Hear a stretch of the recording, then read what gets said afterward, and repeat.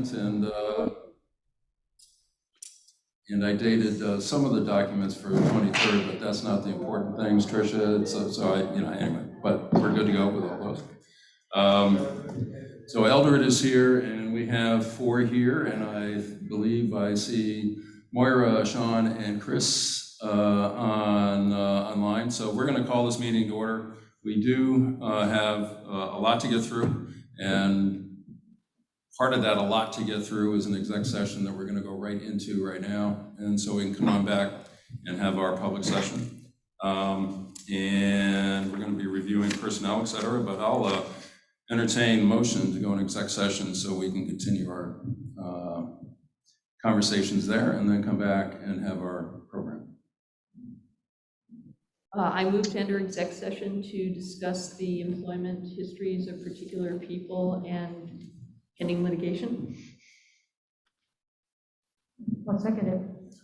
Second, moved by Pat, seconded by Ann. Thank you, Ann, we'll have Ann second everything tonight. And maybe that will, it is Ann's last meeting with us as a group, and we will acknowledge that, many times tonight. But for right now, Tricia will have a roll call of those who are attending, and we can move into exec session. Rob Ainsley. Yes. Erin Croyle. Yes. Sean Eversley Bradwell. Yes. Eldred Harris. Yes. Nicola Fave. Yes. Myra Lang. Yes. Chris Malcolm. Yes. Ann Reichland. Yes. Patricia Wazzle. Yes. Very good, thanks everyone. So we will move into exec. We'll be back approximately 7 o'clock, but we do have discussions to get through, and we'll be back shortly. So we'll see you soon. We're good?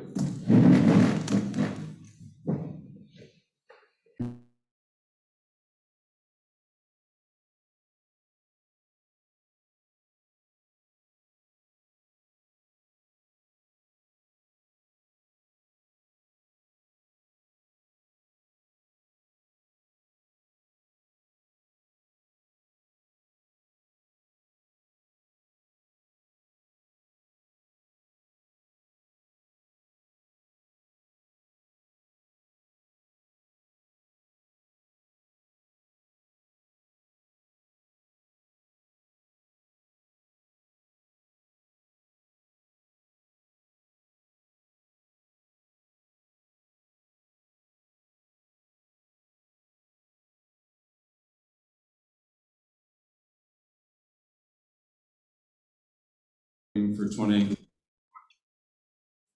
What's that? It just does that. Stuff. Okay.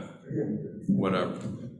All right. So we're started. Eldred is here, and I do believe we have a modification to the agenda that Sean is going to speak to. Yes, Rob, thank you. If the board is willing, I'd like to add agenda item 11.5, a resolution to recognize the board service of Ann Reichland. 11.5. I think I got it. I would second that. Absolutely. Can we do that by acclamation? Do we have to vote on it? Just a modification to the agenda, right? We're good? All right, we'll do that. And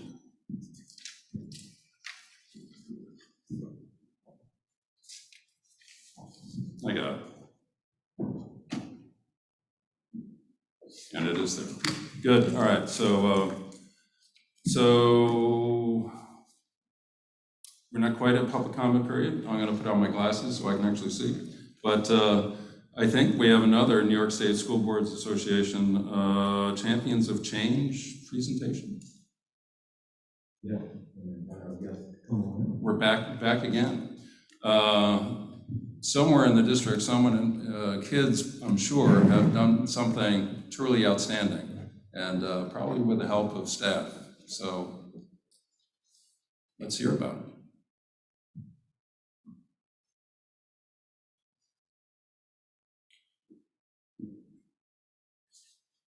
Good evening, everyone. Good to see you again. I am Sandra Lupo. I'm your area board representative from the New York State School Boards Association. And if I could just kind of, I don't know, it's 11 point something, but I wanted to say, if I could, just take a moment to give a shout out to your board member, Ann Reichland. And she's been very involved through her tenure as Board of Education member. And I remember when I got on the board 36 years ago, I said to my husband, we had 5 children in 5 years. They were all in elementary school. And he said, Sandy, do you really think that you have the time to dedicate to board service? And I said, well, sure, it's a couple meetings a month, that's all. Well, we all know it is not 1 or 2 meetings a month. And Ann has been very involved during her tenure as a board member, particularly in the area of advocacy. That's what we know, because that's what she's been involved in with us. In particular, I'm sure you're all aware that Ithaca submitted a proposal resolution, which was approved by the delegates, having to do with, let me get the title right, immunization database bill.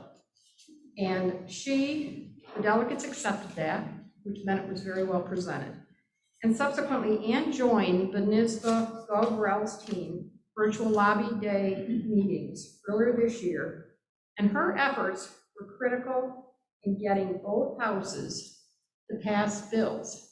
And it's now being ready to be sent to the governor, hopefully for his signature. You don't know how unusual this is. It never happens. I mean, if you have a resolution, it could take you 4, 5, 6 years to finally get it to the point of having the governor sign it. So NYSBA certainly wanted me to extend our thanks to you for all your advocacy efforts, and you certainly will be missed for those efforts and all your other efforts. Thank you.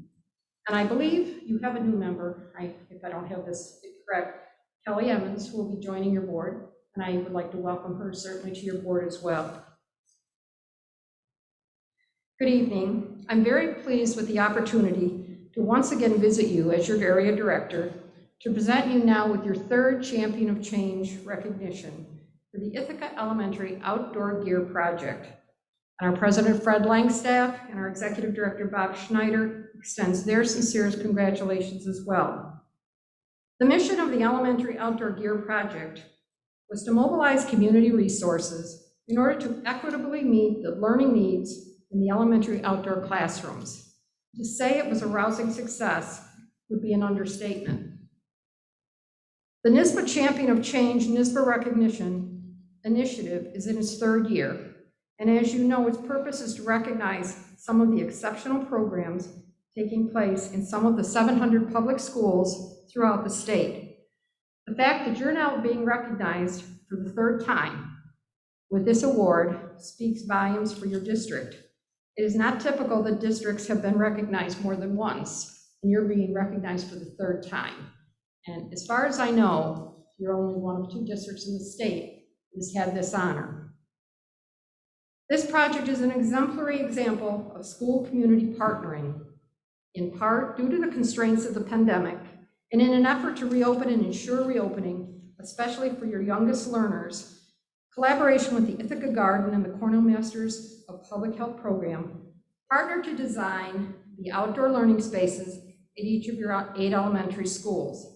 In collaboration with the school district, we purchased logs, tarps, and picnic tables for those spaces.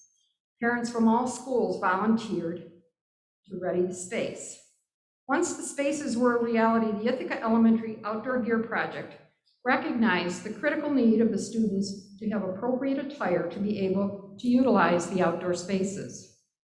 They again recruited community resources, partnering to collect funds and data to assess the student clothing needs of those who would be using these outdoor learning spaces.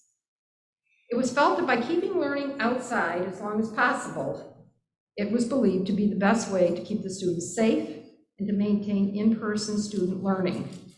Donations were solicited from area organizations, from parents able to contribute, and from all 8 elementary PTAs.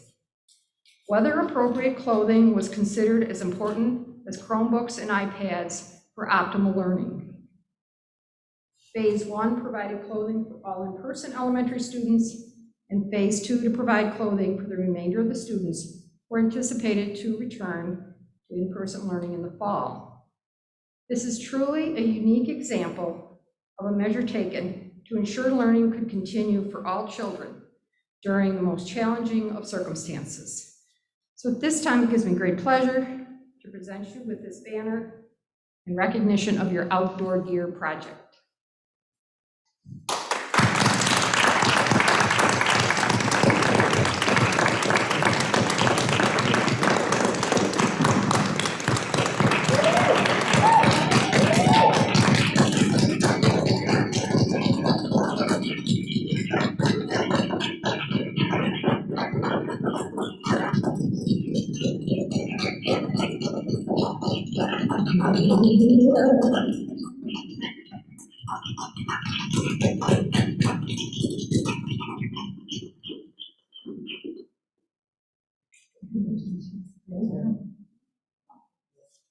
Yeah, if we could say a few words. Certainly. Oh, absolutely, absolutely. I know we've come to public comment a few times. I hope it's okay if I take my mask off Very good. while I'm speaking. But we just wanted to take an opportunity to talk to you. Hi. It's nice to see you all in person. Pandemic year has been wild.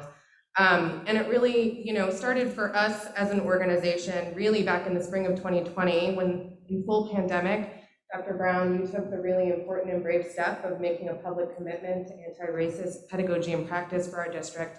And I think that gave inclusion during the pandemic year really a new meaning for all of us as parents. And that, at that time, there was already talk about the need to keep our kids outdoors in order to keep our school doors open and ensure the health and safety of everyone. And so when the 8 elementary school principals approached us and asked for our help and saying, look, we want to keep kids outdoors and learning this year. Can you help us fundraise to meet the outdoor gear needs of our schools? We were really happy to contribute. And I'll say in the early days, as we were getting started in fall of 2020, we got asked a lot of questions by community members, parents, and even some of the philanthropists in town who wanted to know why it was important and why we should purchase gear for children whose families could afford to purchase it for them. I think everyone recognized that there were some kids in our community whose parents couldn't afford that, but why should we purchase it for everyone? And our answer to that was really simple, that a commitment to anti-racism means that we are going to provide the tools for learning to every child, regardless of need, an example we take from you all, and that no child should ever feel excluded because they need to have the tools of education provided for them. And I think you nicely said, we for a long time acknowledged that Chromebooks and iPads are necessary tools of learning. Well, this year, in the pandemic year, and we hope in future years too, necessary tools of learning include outdoor gear to keep our kids outside. So, with representatives from all 8 elementary schools, together in the first 3 months, we raised $60,000. I think an extraordinary accomplishment that blew all of us away. We were really, I don't want to say shocked, but kind of shocked at the outpouring of support from the community for this. And we were able to meet 100% of the in-person learner needs of outdoor gear last fall, including outfitting every single in-person child at BJM and Enfield Elementary Schools. And tonight, I'm pleased to announce that by the end of July, we will meet goal, having raised $80,000. And I believe we have purchased almost 2,000 sets of rain gear, over 800 pairs of waterproof and insulated boots, more than 600 pairs of snow pants, and over 500 pairs of waterproof mittens. And, I think all of us reflecting on this thought a lot about the role of PTAs in our community. And usually PTAs operate in silos, as we know. And I think in our community, and as in many communities, unintentionally actually exacerbate inequities between our schools. And I think the thing that we're most proud of is that we've set a precedent for a new model of collaboration across our schools, one that we hope will continue in the years ahead, regardless of outdoor gear. We had 100% of our PTAs contributing financially to the project, and contributing financially based on the capacity of their organizations, not based on a set amount, and we distributed those funds based on need. So Thank you to everyone who contributed. Thank you to IPEI, who made this possible as our fiscal sponsor. Joyce Putnam from the IPEI board. I mean, really, they took a chance on us. We were able to move flexibly and efficiently in what could have been a huge administrative nightmare for you all. We hope it wasn't. And made our work possible. And grateful to the principals, the building leaders, for giving us the opportunity to contribute to our children's education, and to the board, and to you, Dr. Brown, for your commitment to equity and inclusion, and for your commitment to being on the cutting edge of outdoor learning and equity, and for ensuring that our investment will be sustainable and one that continues on in the years to come. So thanks, everyone. I am a spokesperson. These are the wonderful folks who do the work.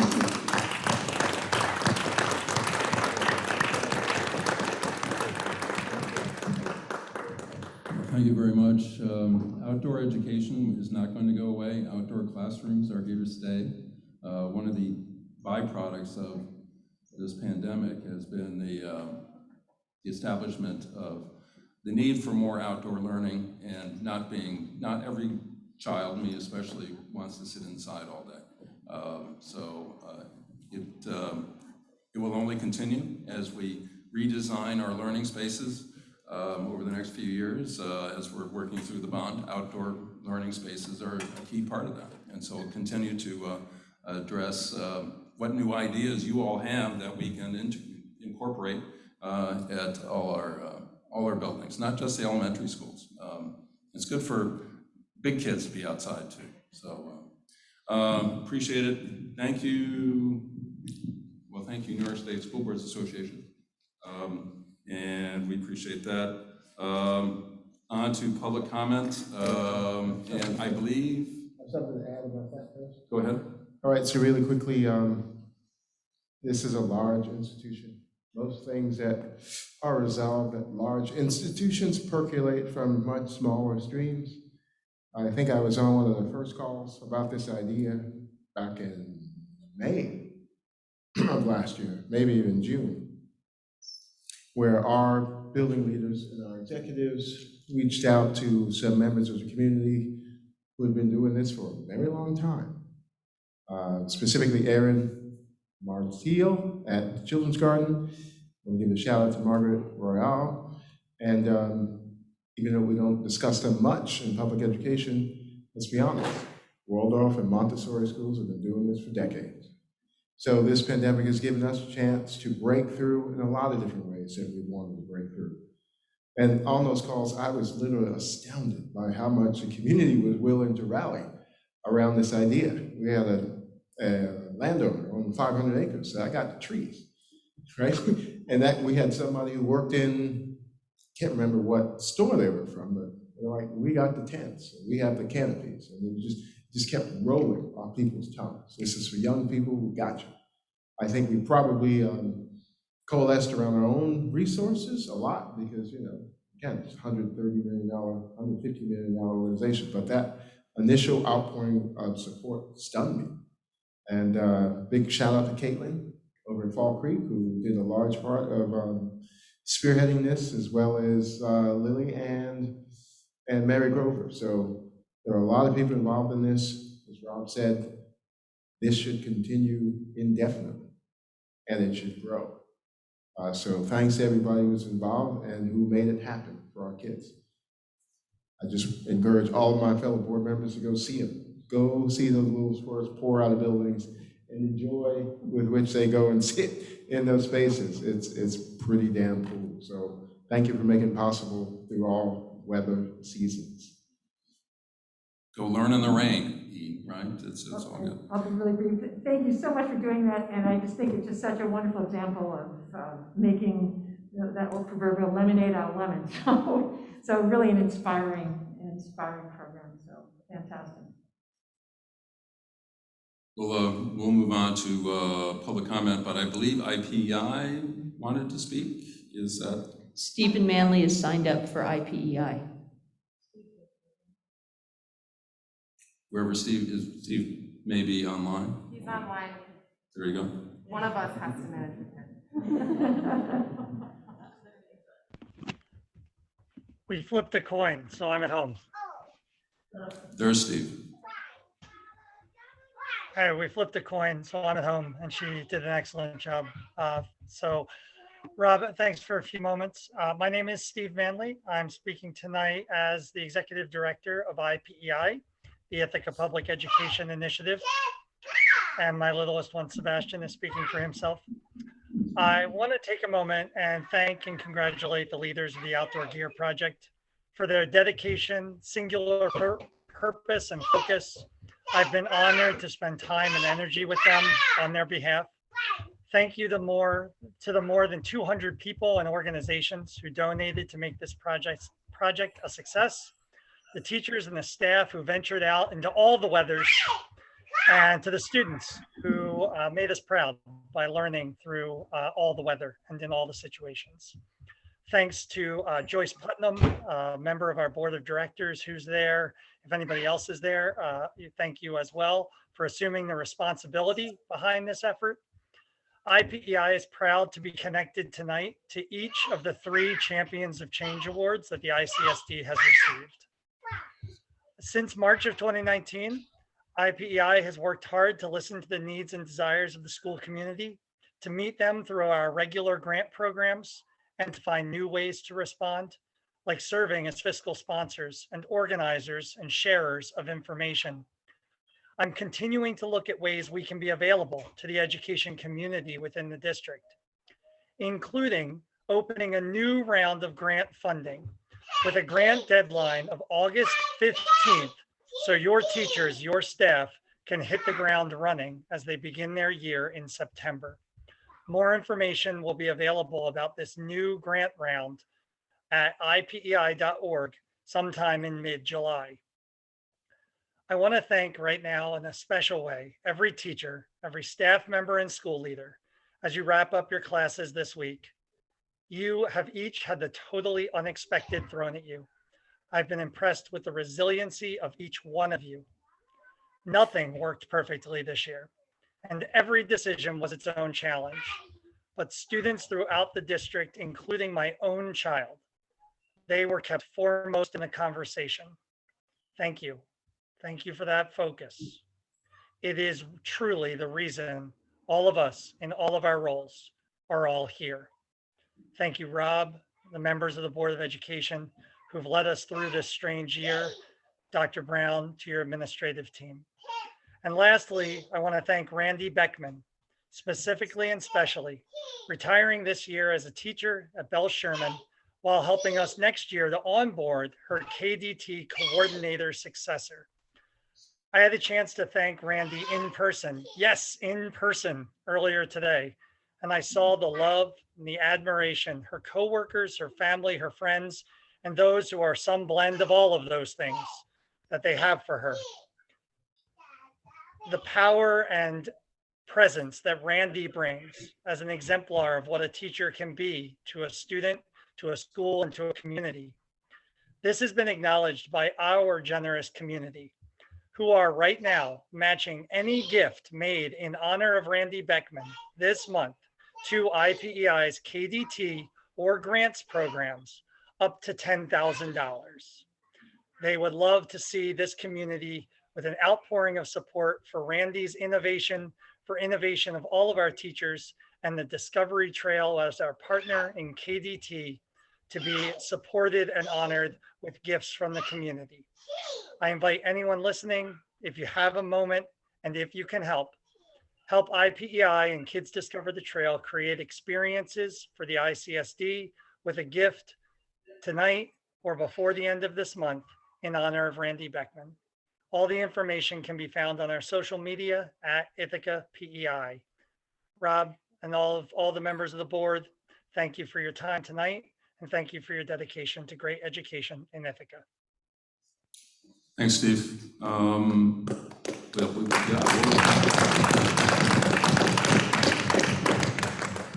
And really appreciate the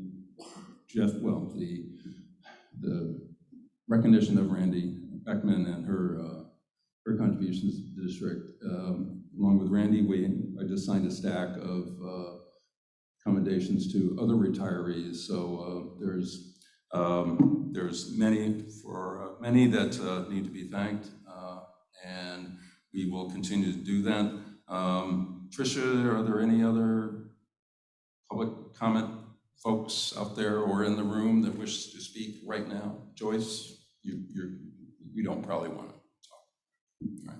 So if not, then board responses to that, and then we can go to the student reps.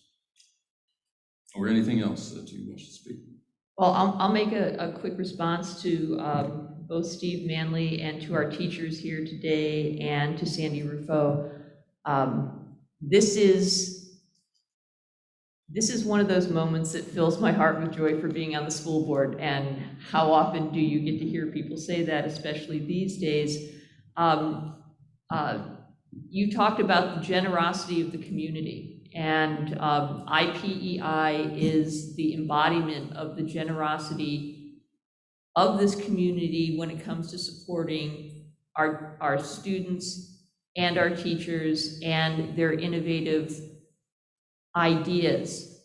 But IPEI funds the concepts that our teachers submit to it, that it's not just like a pot of money. It is there to support creative and innovative teachers who see what kids need, see what will work best for them, step forward and put in the incredible amount of work to do the best thing for kids.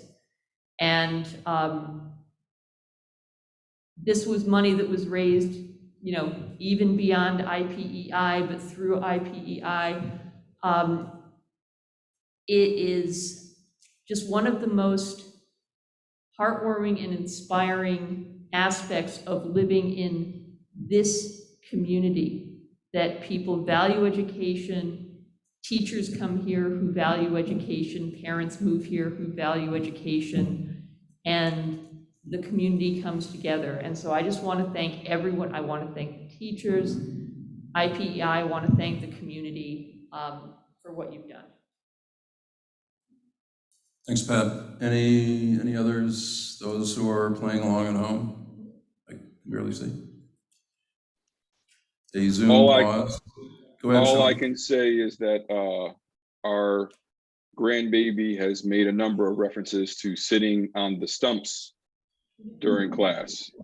And so she's enjoyed them greatly, above and beyond being outside for classes. So thank you again. Thank you for the work. Thank you for the dedication. And I know, as Eldred said, it takes a lot of community support, a lot of connections, a lot of networks, and we're just greatly appreciative. Thank you.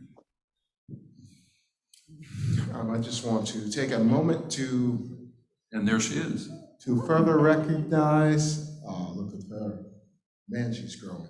Just want to recognize Randy with a personal tribute and to get this on the record. Years ago, right, because it takes years to develop anything we're trying to do long-term to impact kids. Years ago, Dr. Brown introduced this concept of anti-marginalization and anti-oppression curriculum. At the time, I don't think this community was ready to hear the words anti-racism because there was confusion about what that meant. Now we've been pretty clear about involving anti-racism in this curriculum. So we needed people who would be out on the front lines, who would try this, who would try to explain to us and show us what this could be. So as a member of the curriculum committee, Moira, Lang, and Pat Ozalu, not sure, Ann, if you accompanied us up to Bell Sherman to poke our heads in Randy's class and see what all this was about. We had changed the name of the day, Columbus Day, to Indigenous Peoples Day. And the kids were curious about what that was about. So Randy led them through an exercise to explore original source material, to examine the marketing around Columbus Day, the literature around Columbus Day, the history around Columbus Day. And it was just brilliant to see the kids come to their own conclusions that calling it Columbus Day had eliminated the entire history of the indigenous people who were here. So the kids began to ask questions. The way first graders asked, why are you saying this as if they came to an empty country? Why is all the marketing material about Columbus and nothing about the thousands of indigenous tribes who are here?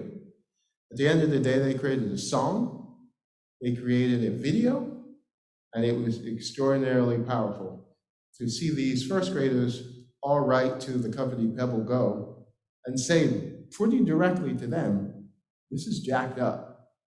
In their own little scribbled handwriting, you need to do something about this, right? Your service we pay for, you don't have information that we need to learn. And I'll spare you the corporate response, but you can tell that this thing had gone up the chain to the CEO, who promised to write to each one of them individually. So that was our first experience, at least my first experience in this district, with the power of what this curriculum could mean. Now, I say this to all of our high school teachers. These kids are coming. Those first graders are going to be ninth graders soon. You better believe they will shoot you down if you try to hit them with a single story or hit them with the BS, because they started in first grade learning about America's miseducation. Thank you, Randy. Anyone else? Are we good? We will go to student reps, and student reps are here in the building, here with us for the first time all year, I believe. Wait, this is on, right? Okay, yeah. First, I'd like to say it's really nice to be in person for the last board meeting of this year. School ended for IHS students last Friday. End of the year events and celebrations like graduation, award ceremonies, and the senior mixer went off without a hitch with lots of excitement from the students. Shout out to Ms. Arnold for helping plan these events. In addition, student leadership elections were held last week, leading to many inductions of new class and student council officers. This included the election for the student representatives to the board. Adam and I were re-elected along with 2 new representatives, Eitan Avgar and Kadek Nawiana, both of whom are rising seniors. We are looking forward to creating more positive change with everyone next year. Although this year has been rocky and uncertain, we want to thank all of the staff, teachers, and administrators who have worked tirelessly to make sure this year ran smoothly through all of this COVID chaos. As Grace mentioned, it's so nice to be in person again. I'm very excited to continue working, hopefully in person with everyone next year. As we wrap up this school year and look forward to next year, we eagerly anticipate the introduction of the often talked about new social, emotional, and anti-racist curricula throughout ICSD. We are very excited about the introduction and expansion of these vital topics in schools. However, their efficacy is largely determined by the ability of staff to handle and teach these topics to their students. As such, many students are wondering what the district is doing in order to ensure staff preparedness and buy-in for handling these curricula. We would really appreciate a sort of sneak peek into the staff training that is planned for this summer and next year in order to properly train the wonderful staff of the district to best implement these curricula in our schools. Finally, we'd like to thank the board for their commitment to the community. And though we as student reps have disagreed with some policies, you do so knowing that you are willing to listen and that you truly care how the students in our district do. I'm really glad that I've been able to be a board rep for 2 years, but I'm also happy that I can finally move on. As said, we'll have some new and familiar faces next year, so I hope the board can continue to work with them, and I'm sure the district will continue to improve next year and the next, even through any bumps in the road. Thanks, Ithaca High. LACS typically had representatives to the board. They never got to that point in this past year. We look forward to LACS and their participation in our board meetings, and look forward to y'all being back next year. And board responses to students. Anne, you go first. Okay. Well, I just want to say thank you to you as well. As board reps, I think this year, it's been a really challenging year for everybody, but I think you've brought like a lot of insight into the role. And I also think you've brought a lot of issues. So it's been a monumental, it's been a window into knowing what's going on in the high school. And that's been just so helpful. And so I really I would hope that you would continue to do that even in a non-pandemic year. You know, like what are you actually thinking about? What are the students thinking about? The surveys were unbelievable. And just some of the experiences of what it's like and what it's been like to learn remote and hybrid. I mean, I would otherwise have no way to really understand that. So I really appreciate it. Are there any other responses right now? Well said, Ann. I will just very briefly say that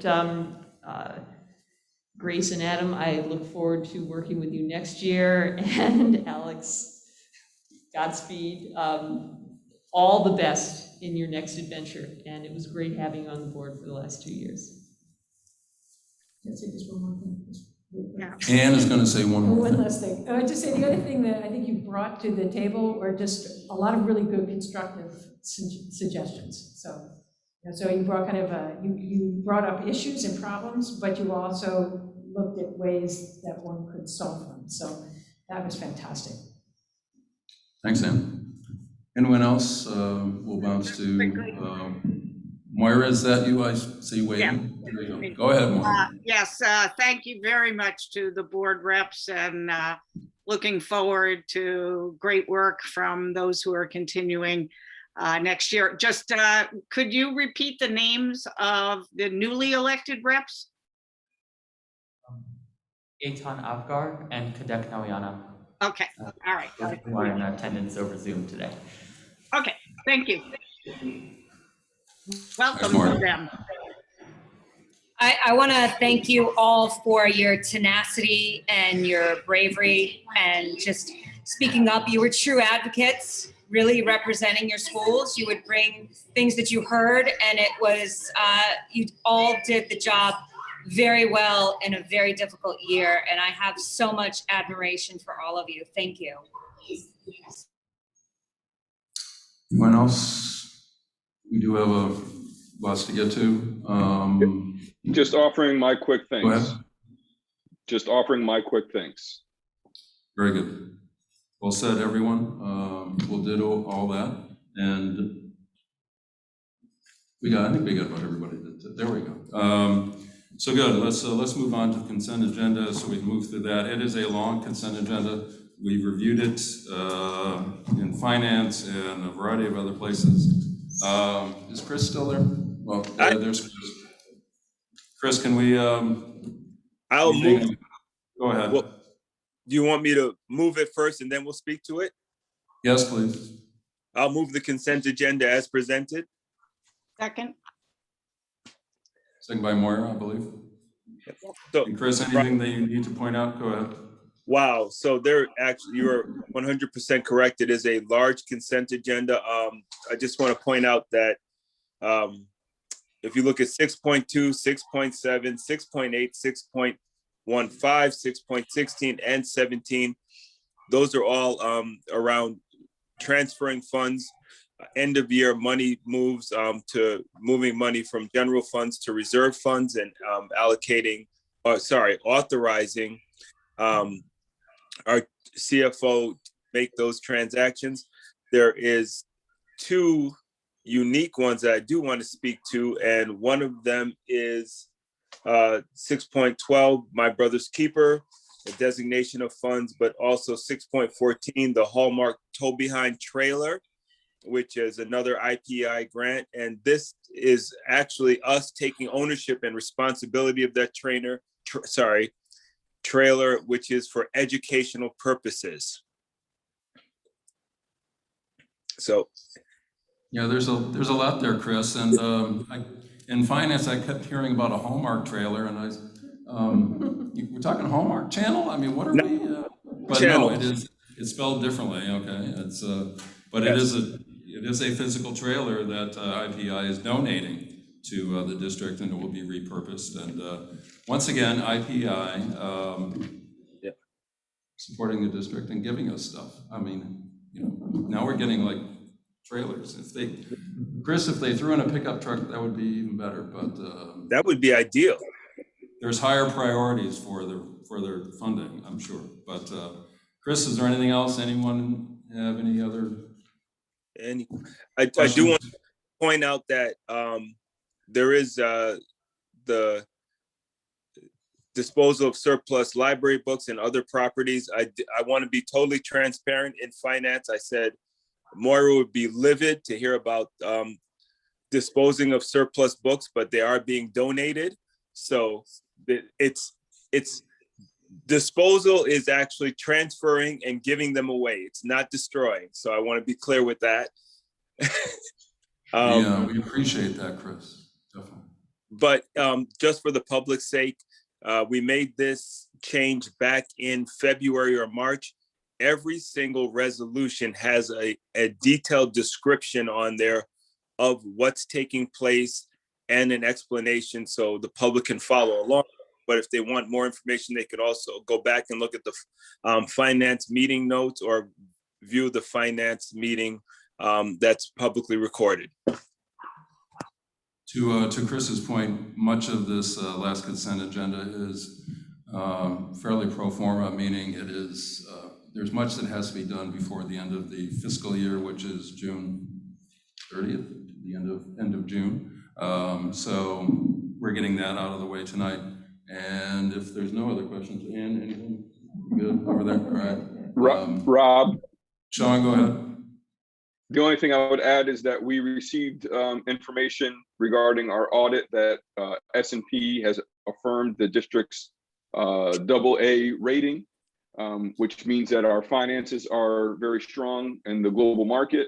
And it's a solid reflection, as Rob has indicated to our folks in our financial office. It is an extreme reflection of their amazing work that they've done. It puts us in a really good position when we do things like take out bonds and things of that nature. Rob, I'm sure you can say it much more eloquently than me, but I wanted to make sure that we recognize Angela Jordan and Amanda Verba for that.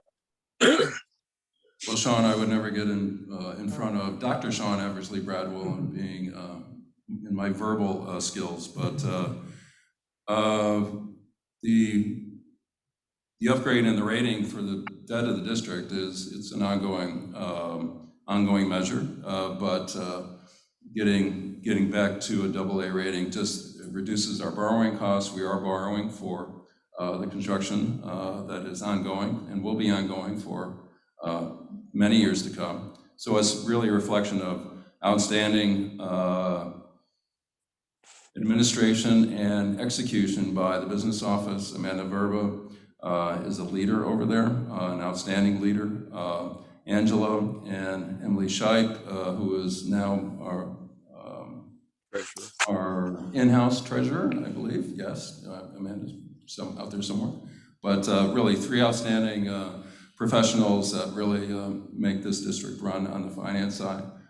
We can't do what we do. We can't educate. We can't hire. We can't keep the lights on unless we can pay for it. And thanks to the support of this community once more with a positive budget vote, it really puts us in a very solid position to make all that work and make it all happen. So we appreciate everyone's work and the support of this community, as we've seen with contributions to IPI, but on a really annual basis and everyday basis of this community supporting public education in Ithaca, New York. With all that, we probably need to vote on the consent agenda. Then we can move on to the superintendent and other items. Rob Ainsley, Yes. Erin Croyle, Yes. Sean Eversley Bradwell, Yes. Eldred Harris, Yes. Nicola Fave, Moira Lang,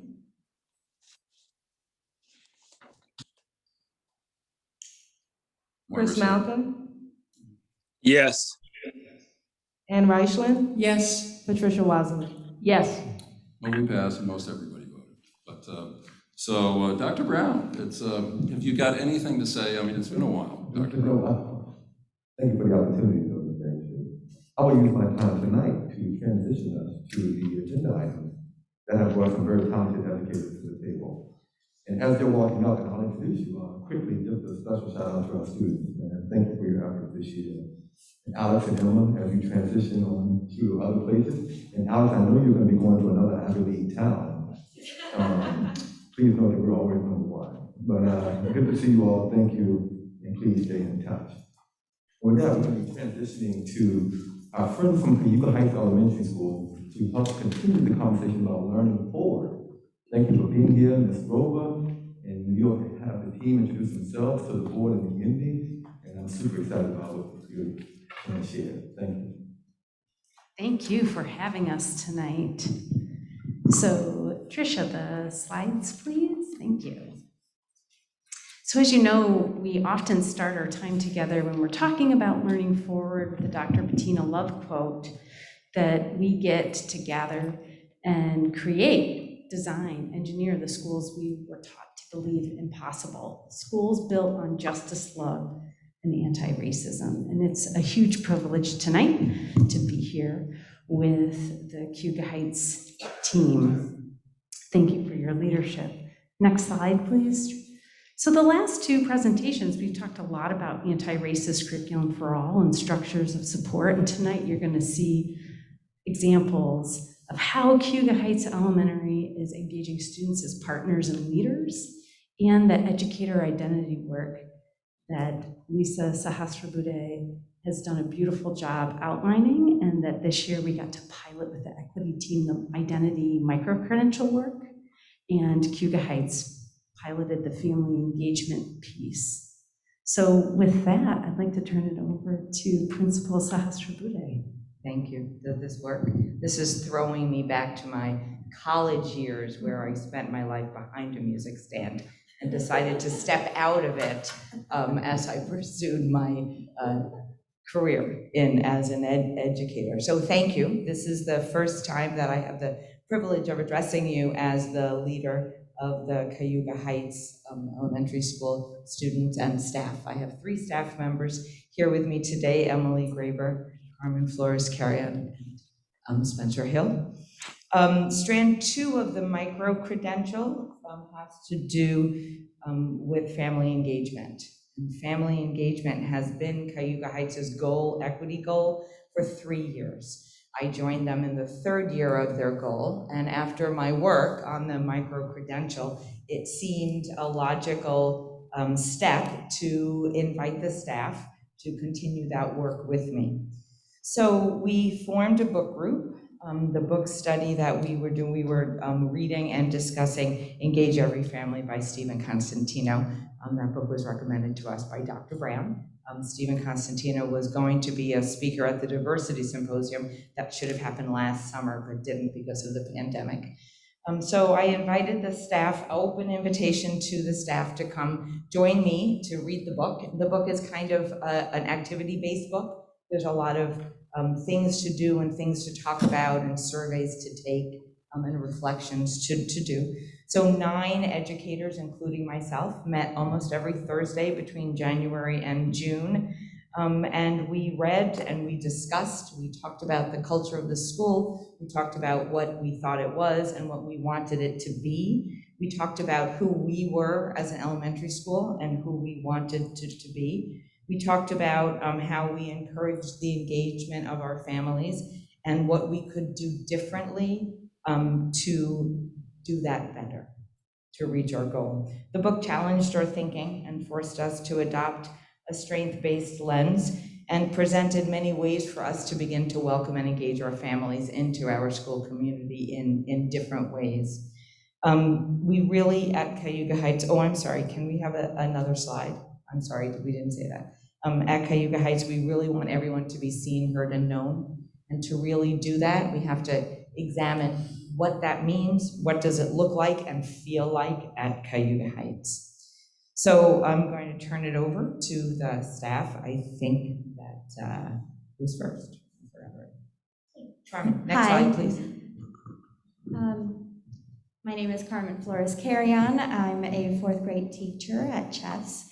So building off of what Lisa just spoke about, Stephen Constantino's book challenged our thinking and forced us to think beyond what our original thinking process was.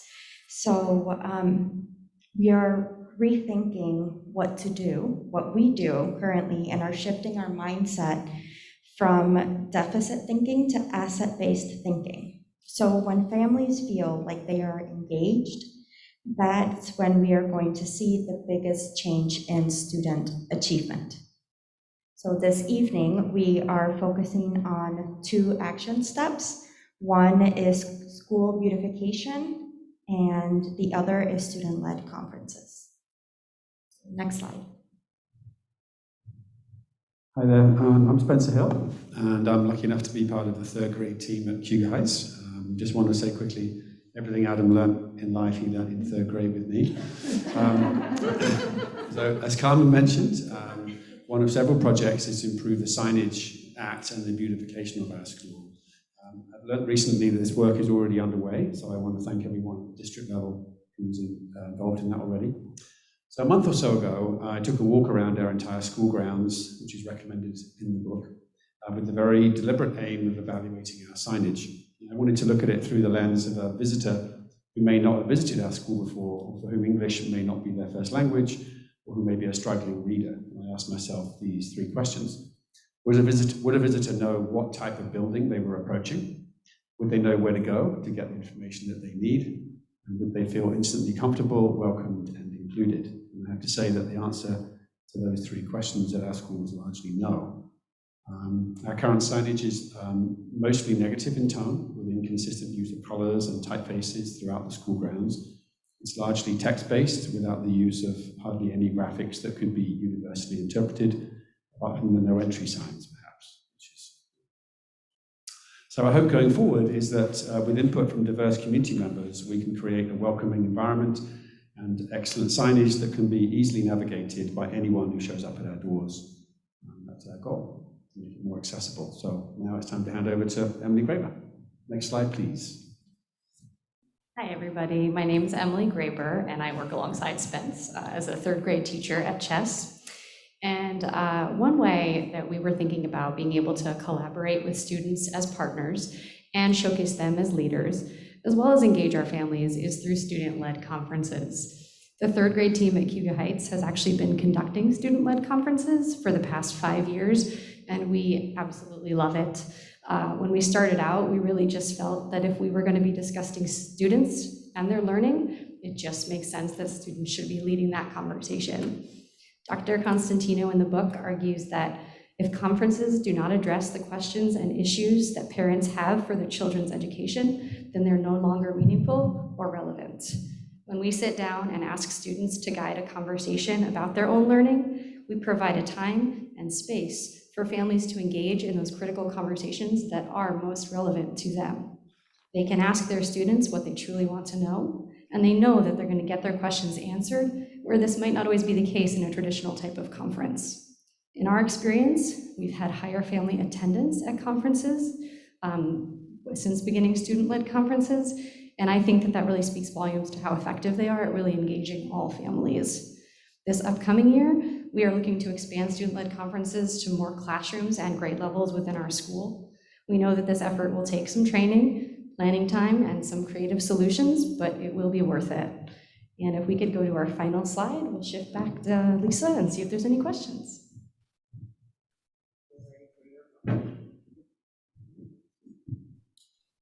Anne?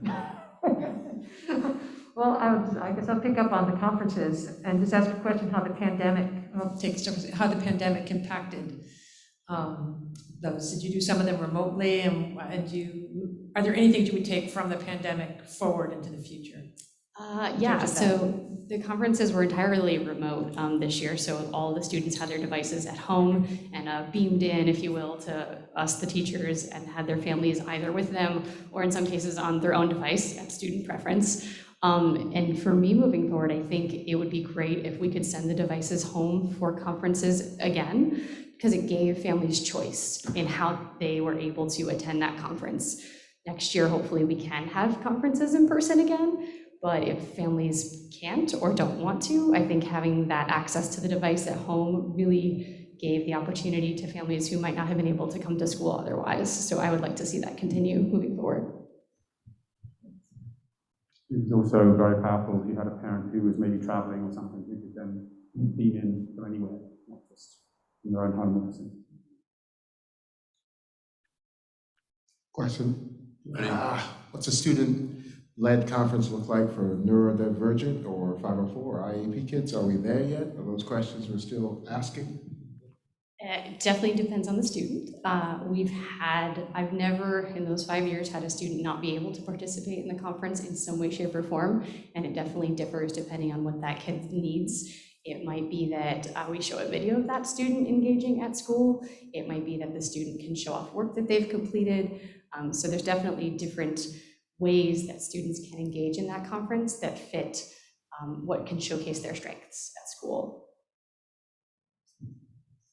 That's an interesting question that you asked there, because when you said it, I was like, oh, I've never actually had a kid not do it. It didn't even occur to me that they wouldn't. So which I think is good.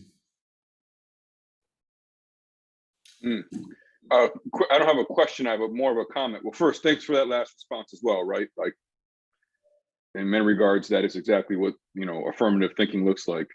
I also want to thank Lisa for reminding me. It's a quote that I use all the time about students want to be seen, heard, known. So thank you for your previous fourth graders.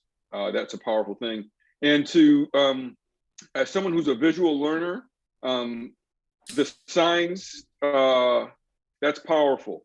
That's beyond powerful. So I'm greatly appreciative of that project, of the way in which we continually push families away, both visually and with the language. And so I'm going to be looking at more of our schools in a different way. So I just want to say thank you for that project. That really resonates with me. Other questions? While you're thinking, signage, sign, everywhere a sign, can't you read this, all that. It's an old song, but it's, how many of the signs do we have to have? I mean, don't do this, do that, right? Don't park here, don't walk here, don't do anything here. So how do we, can we get away from some of that? Says the chair of the facilities committee. But sometimes you just have to ask the question, do we really need all those signs? Yeah. But how can we improve signage? Is it a question of dollars, or, well, go ahead. I would say I'm not an expert. I worked previously in a field where it was fairly graphics dominated, so I'm very aware myself of those things. So universal symbols, wherever they can be found, rather than text. There's plenty of examples in the non-school world of those things, road signs, motorways, bathrooms, all those sorts of things. We will recognize those without language. So it's really just a question of finding those. I did a decent amount of digging around to see what I could find. I found very little examples of schools that already had done this kind of work that I could actually find images of as good examples. Yeah, it's basically, it would be, professional graphic design, probably to some extent. And just when the language is used, please remember that. Please don't park here. Please remember that this playground is closed after 9 o'clock or whatever it is. It doesn't have to be no, forbidden, banned. That's a lot of that language out there, as you say, which needs to. Please don't block the bus loop, because that's really important. Right. Well, it's, you're making it difficult for, you have to say and some dangerous stuff, for little people, like people.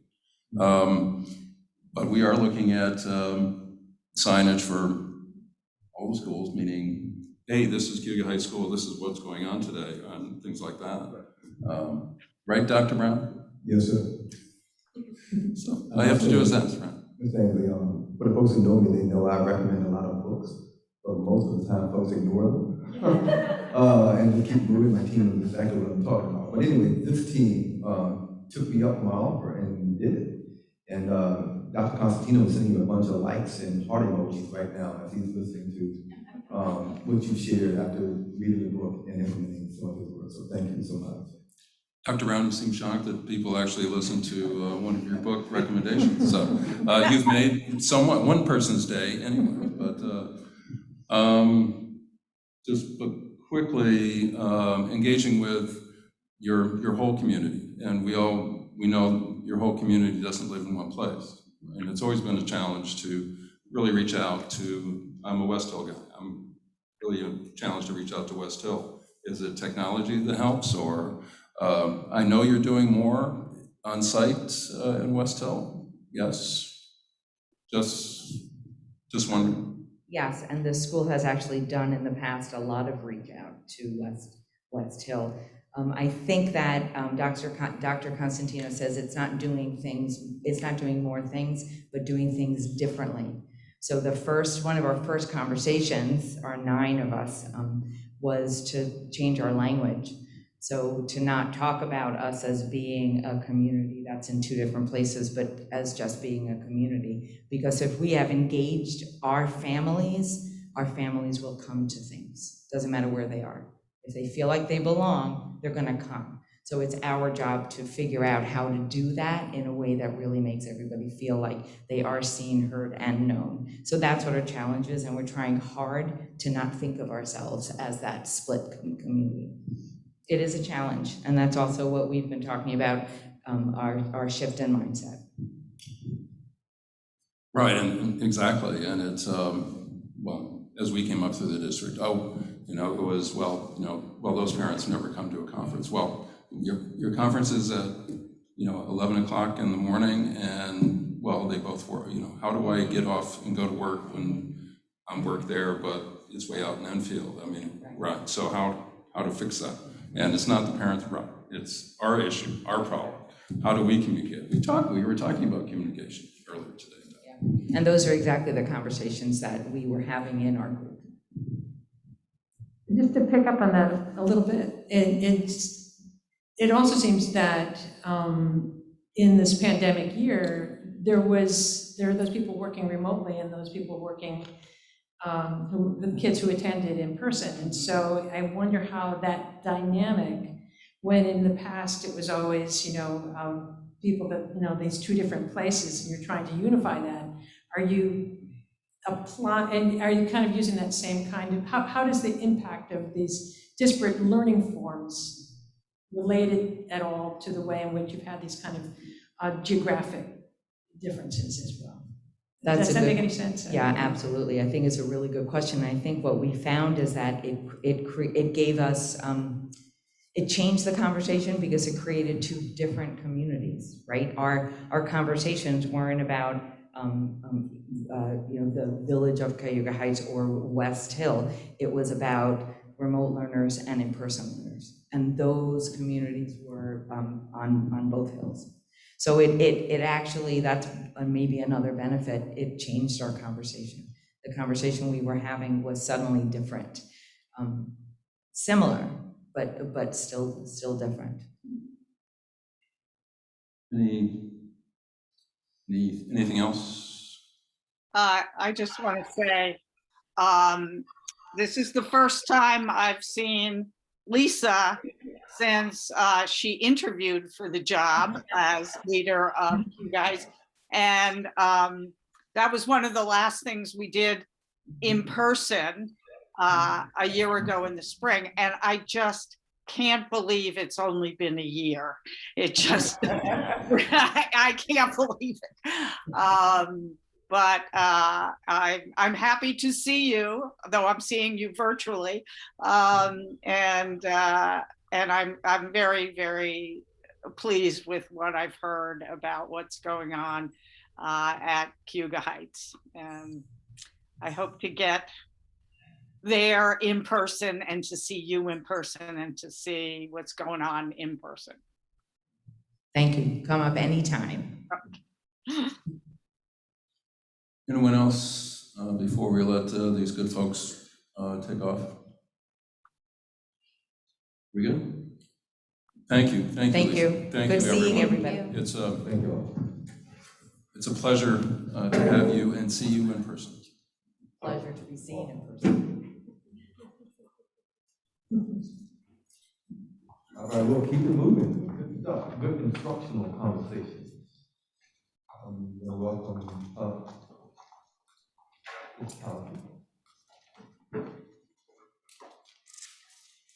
Dr. Brown, we're going to go to Title IX updates or? Yep, okay, good. And Lily, thank you. Everyone, good evening. It's good to see everybody this evening. Thank you so much, Cuba Heights. You did an amazing job. Appreciate it. I have 3 colleagues joining me online as well this evening. The incredible David Isley, Margot Deverin, and Rebecca Rhodes. So if we can get them as co-hosts and then we can present that slideshow, that would be great. Thank you, Tricia.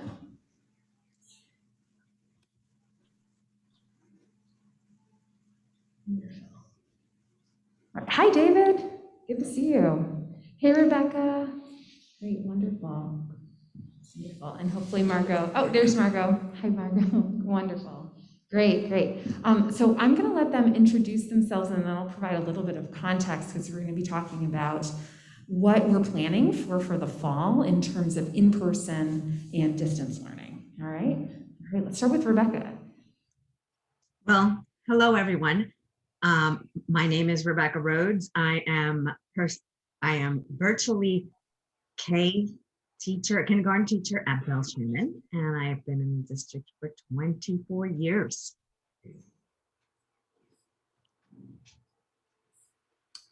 All right, maybe that's me then next. So, hey, there I am. Hello, Chanala. I'm David Isley. I teach 7th and 8th grade German and French at DeWitt. Woo, it's been a long year. That's harder to come out now. Hello, I'm Margot Deverin. I've been a 10th and 12th grade teacher at IHS for the last 3 years. And these fabulous teachers are here with me this evening. For the last several months, we've been meeting together regularly along with a number of other folks as part of our Fall 2021 Learning Models Committee. And so we've been meeting with each other every other week, every other Thursday for what feels like a while. And we've been working really hard to collaboratively design what next year could look like. So if we could go back to the slideshow, that would be wonderful. So our process has really been to explore together, get some updates, and then make some decisions and make some recommendations ultimately to Dr. Brown and to our board as we move forward and we think about the fall. So as you well know, we have been in person since October, and things have been, all things considered, and thinking about the pandemic globally, have been going really, really well. And so our commitment really is, in the ICSD, we plan to cultivate connections by welcoming all staff and students back in person for the 2021-2022 school year. That really is what we're thinking and what we're planning on. And as a committee, we have been really committed to this and figuring out ways to make this work. I will also tell you that by the way, Barb Berkman was also on the committee and she's right over there too, so big shout out to you as well, Barb. Thank you. I'll say that we've been doing a lot of course, talking with folks throughout the state and throughout the community as well, to try to get a really good sense of what we might expect for the fall.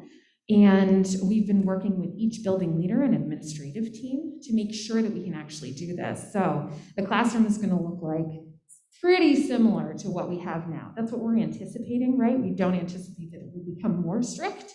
So we're anticipating 3 feet of distancing for students, right? And 6 feet for eating, drinking, mask breaks, singing, playing, wind instruments, et cetera, right? Which is what we have now, right? And so we've been going around and really making sure that this actually can work with full capacity, right? So we're getting really creative about how to do lunch, right? That involves staffing, that involves shifting sections, that involves ensuring that we have enough staffing to make this actually happen. So that's been a process that we've been doing sort of behind the scenes while the committee is really making some of those instructional recommendations, right?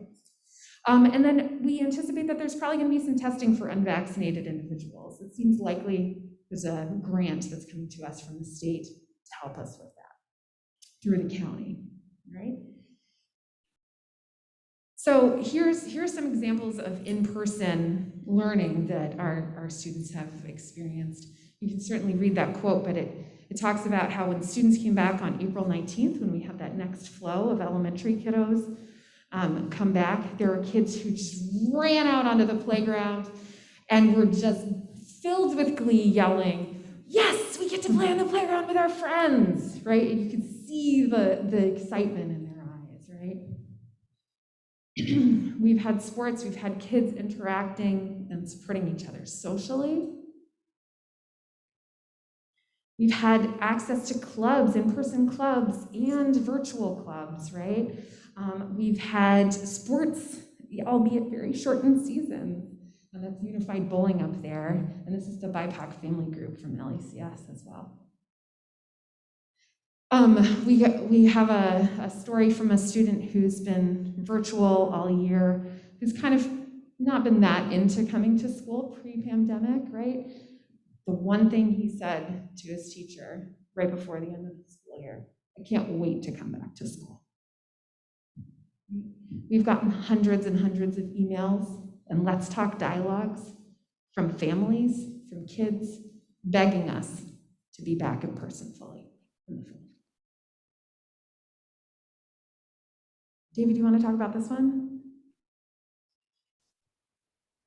Yeah, these are our wonderful Seal of Biliteracy recipients from this year. And I just want to take a moment, give a quick shout out to Emily Ufford and all of her work along with the committee for Seal of Biliteracy and really adapting to the challenge and rising up and embracing it and creating the opportunity for these students. And then they got to have an awesome in-person celebration over at Stewart Park just recently. Yay them.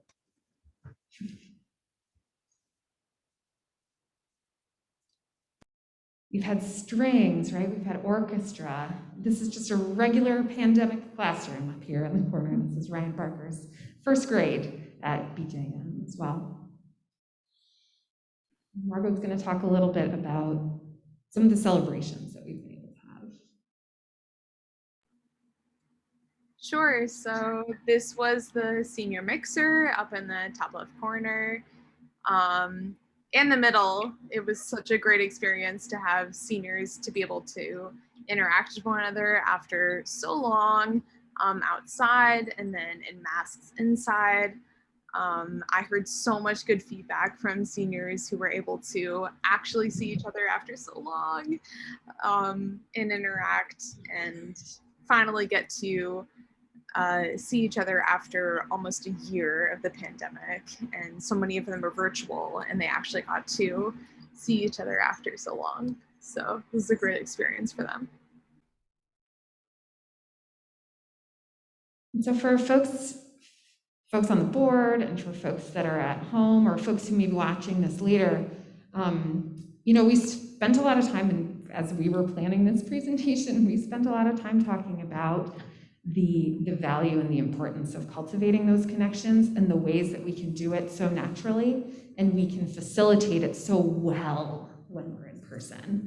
And also noting that we have had so much success this year in spite of a global pandemic, right? So one thing that's clear is if remote learning is required by New York State, and New York State has not come out and announced this yet, right? We will of course follow the guidance, right? So we're seeing some other states, really in the Northeast, come out and indicate, like Massachusetts and New Jersey and Connecticut, indicating that they will not be offering any sort of remote option. So we're actually not sure what to expect, but we're planning for a number of possibilities, right? So if remote learning is required, we anticipate making those exceptions only for students with documented medical needs reviewed by an ICSD appointed medical team, right? So we've already begun working with Dr. Jindali and of course, Carrie Burke, our coordinator of health services and wellness, to really outline what that process would look like. More information about that would be coming, right? But, and obviously we want to wait until we know for sure from the state what the requirements are before we fully outline that process. So we would need to know from the state before we go into great depth about what that would look like. But that's initially what we're anticipating because that's sort of what we're seeing in the Northeast. Yeah, Anne. Just a follow-up on that, just for a quick question though, is when you say that with students with documented medical needs as the only ones that will get it, where does the vaccinated versus unvaccinated kids fit into that? Like if the vaccine isn't available for kids under 12, I mean, hopefully it will be, but do you see that applying to kids who are not vaccinated? So you're going to see actually some differences between our approach to elementary that Rebecca's going to talk about and our approach to secondary that David and Margot are going to talk about, in part in response to that, knowing that the vaccination is not approved for students under 11 and under yet. We're looking at approaching secondary in a different manner, right? All right. Rebecca, it's all you. Well, thank you. Being virtual for the last year and a half, it has, I want to tell you that virtual learning is very difficult for some kids. If the New York State requires remote learning for students that have a validated medical condition and documentation, the child that will be required, the child that is, if we find that that the child has a validated medical condition, then what it's going to look like is basically what it's been the last year. The child will be, the family will be required to stay remote for the whole year. The child will, the child will be in a multi-age classroom, and that's basically 2 grades in one class. The child will have a live teacher for synchronous times and asynchronous work that will require significant adult engagement to assist the child through classwork and learning.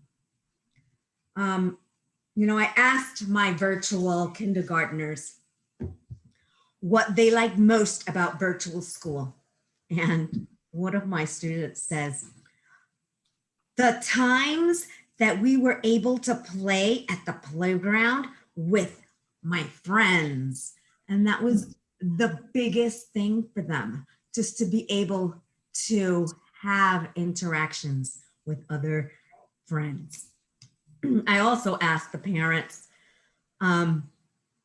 what they were expecting for next year. And the parents were like, they were grateful for the very productive remote year. But all of the parents are happy that all students are going to be going back to the classroom. One thing that teachers and parents have in common is that they both want the children to learn and succeed in life. So that is basically what elementary would look like. Can I ask for some clarity? Sure. You said that if a student were to go remote, they would be remote for the entire year. Is that correct? Yes. So if elementary students are waiting for a vaccine to go to school to be safe, they can't go back to school once they've been vaccinated? Is that clear?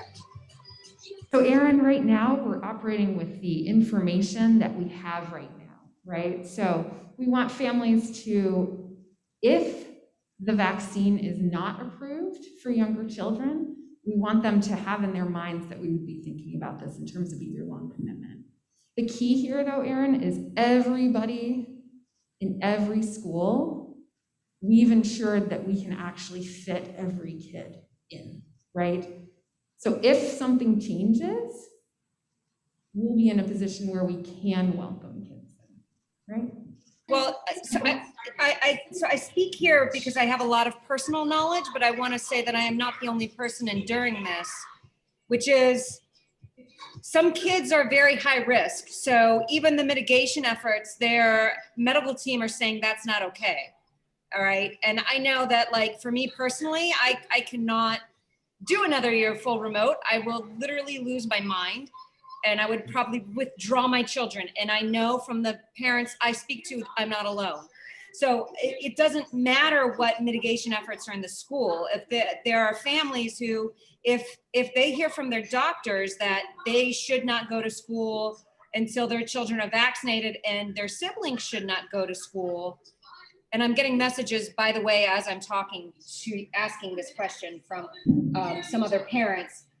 If their doctors are saying not only should their child who is high risk, nor should their siblings go back to school. So all of those students currently would have to be remote for the full year.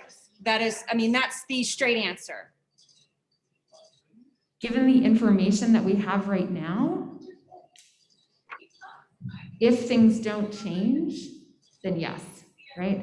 So last time we were in this position in the fall, or really in the summer, right? We said, okay, you're making the commitment for the semester. We wanted families to envision this, thinking about it in terms of the year, but we also understand that the pandemic is changing, right? And so our thinking and the thinking throughout the committee was really, okay, given the information that we have now, we want to let families know that the idea would be, all right, this is what we're doing for the year, unless things significantly change in terms of vaccination status, et cetera. And are you discussing the Delta variant, which is very alarming in the UK right now, in these committee meetings? So our last committee meeting, when that was starting to become a little more prevalent, right? In the US, we talked briefly about it, but again, the guidance from New York State hasn't come out, right? I am positive that they will be responsive to that as well. And obviously we want to be responsive too. Great questions, Erin, thank you. Okay, and I just have to say one more thing. And I want to go on record saying this. As a district that champions equity, hearing this now and knowing how upset parents were about this last year, and that this committee isn't considering these children, many of them who really need to be back in school, but it's not safe for them. I hope you reconsider and think of more equitable choices for these children and their families. I'm unclear, of the request. I think I'm hearing, and maybe I misheard it, that we should be providing a remote option. No, Dr. Brown, no. I mean, some students may need to be remote at the beginning of the year because currently the vaccine for children 11 and under is not expected to be available before September. And considering this will be the Pfizer vaccine, so you have 3-week waiting period until you're fully vaccinated, and then 2 weeks after that second vaccine, depending on when in September these 11 and under children are going to be vaccinated, they might not actually be truly safe going to school until October or later.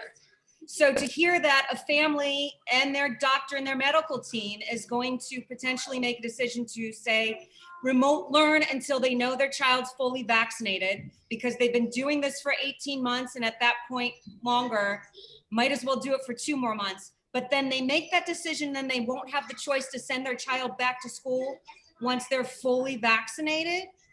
That feels very, very wrong to me. And I'm trying to understand the logic behind that decision-making by this committee.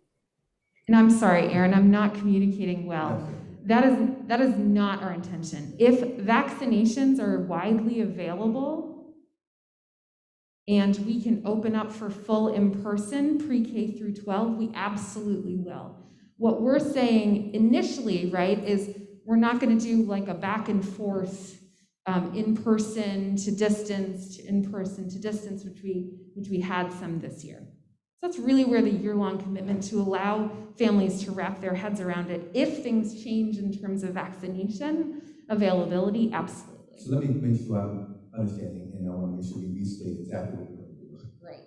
A young person beginning the school year completely remote because of that need, then receive the vaccination, we will be welcoming them into an in-person classroom. It was as if we had a young person move into our community grant, which we have often. So it's almost like a transit. But what we aren't doing is having young people transition from in-person to remote to in-person throughout the school year. Correct. That help, Aaron? So you can start the year remote in a remote classroom. And once receiving the vaccination, you can transition to an in-person classroom. Like any other student coming into our community, brand new. Of course, we're going to treat our young people who are here in a similar manner and equitable way as we're treating young people who are brand new to our community. I want to just make sure I'm stating that very clearly. And if there are more questions, please continue to ask. You're stating it. I mean, the slide says year-long commitment. It's a little confusing. So yeah.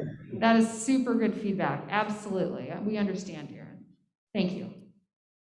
Just to hopefully help clarify, and what your point is, that right now we do not have a date when a vaccine for those who are under 11 is approved, and we are not there yet. We don't know that it's September 1st, October 1st, it could be January.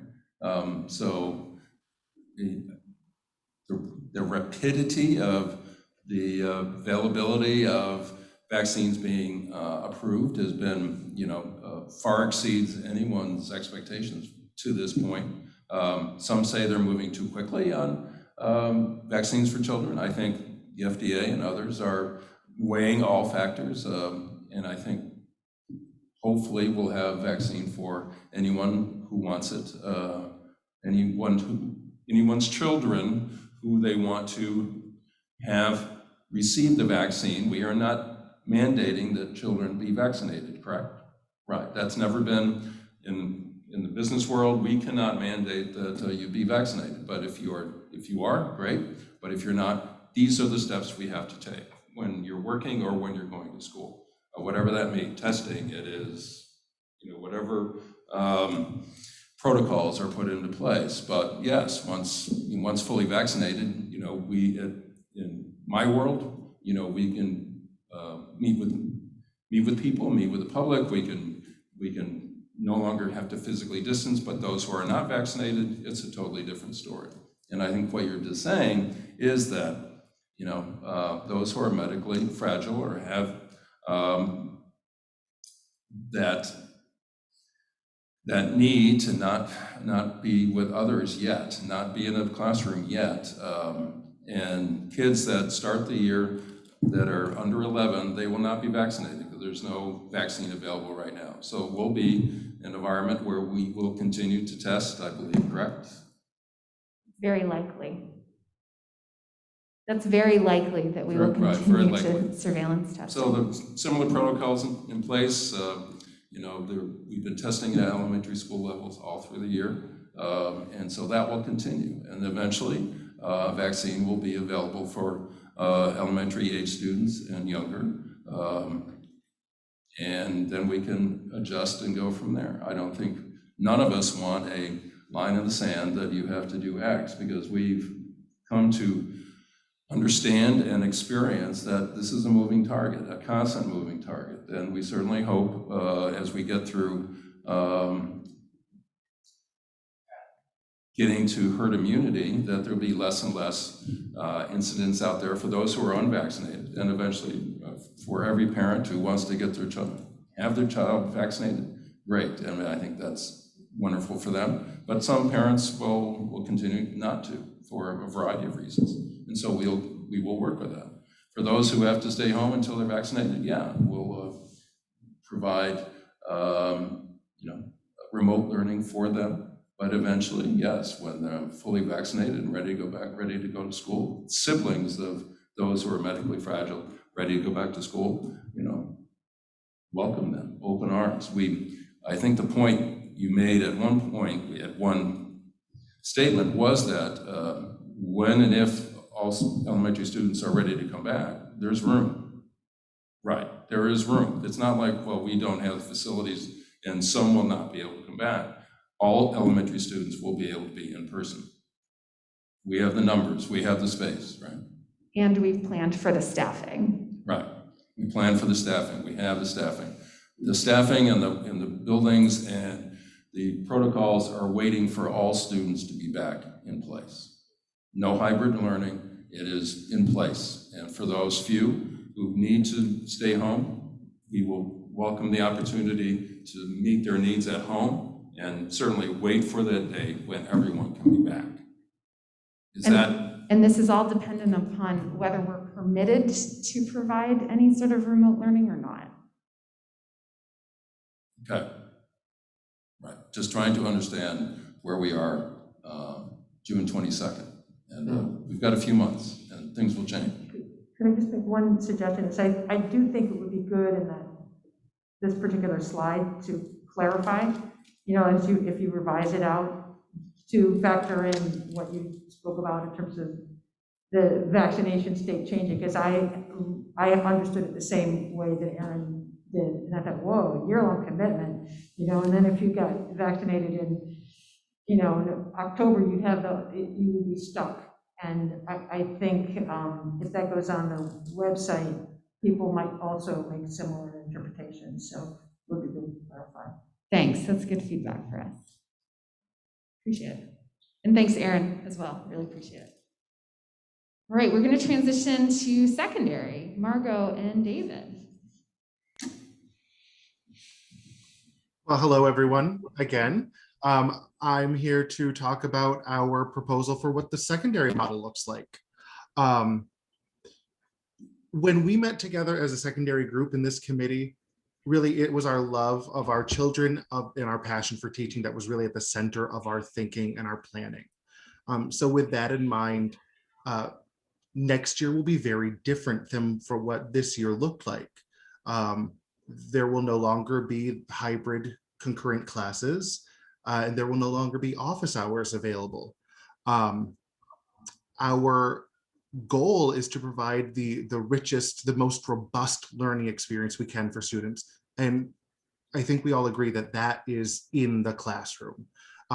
So for that reason, we would propose that students that require virtual learning would be doing so on a temporary basis. All right, so we'd be checking in regularly to try to get them back into the classroom as soon as possible.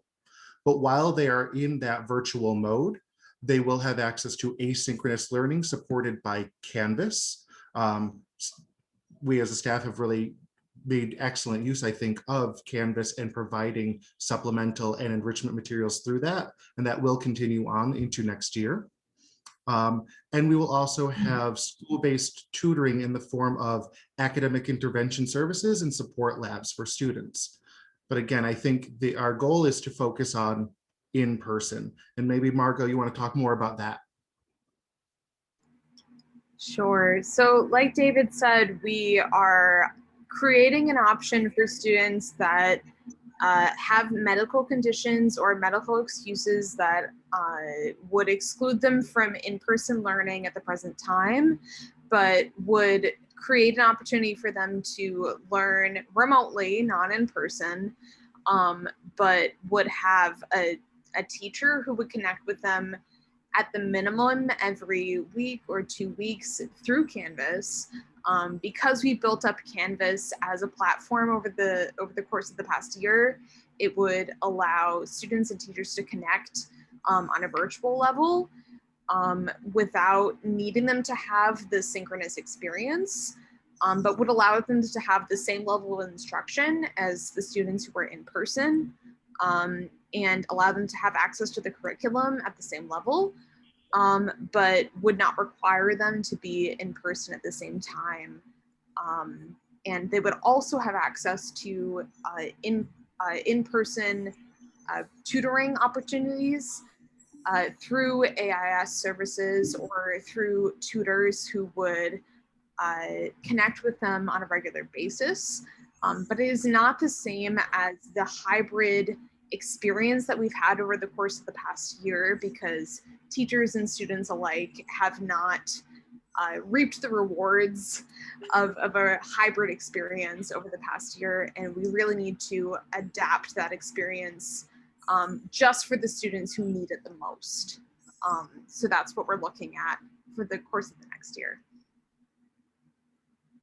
Are there any questions from the board members about the approach to secondary?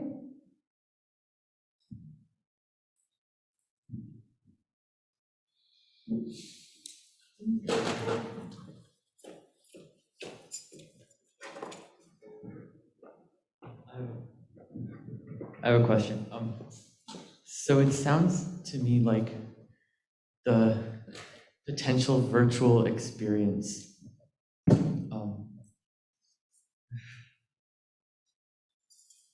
it sounds to me like the potential virtual learning experience for someone who's medically can't come in person to school.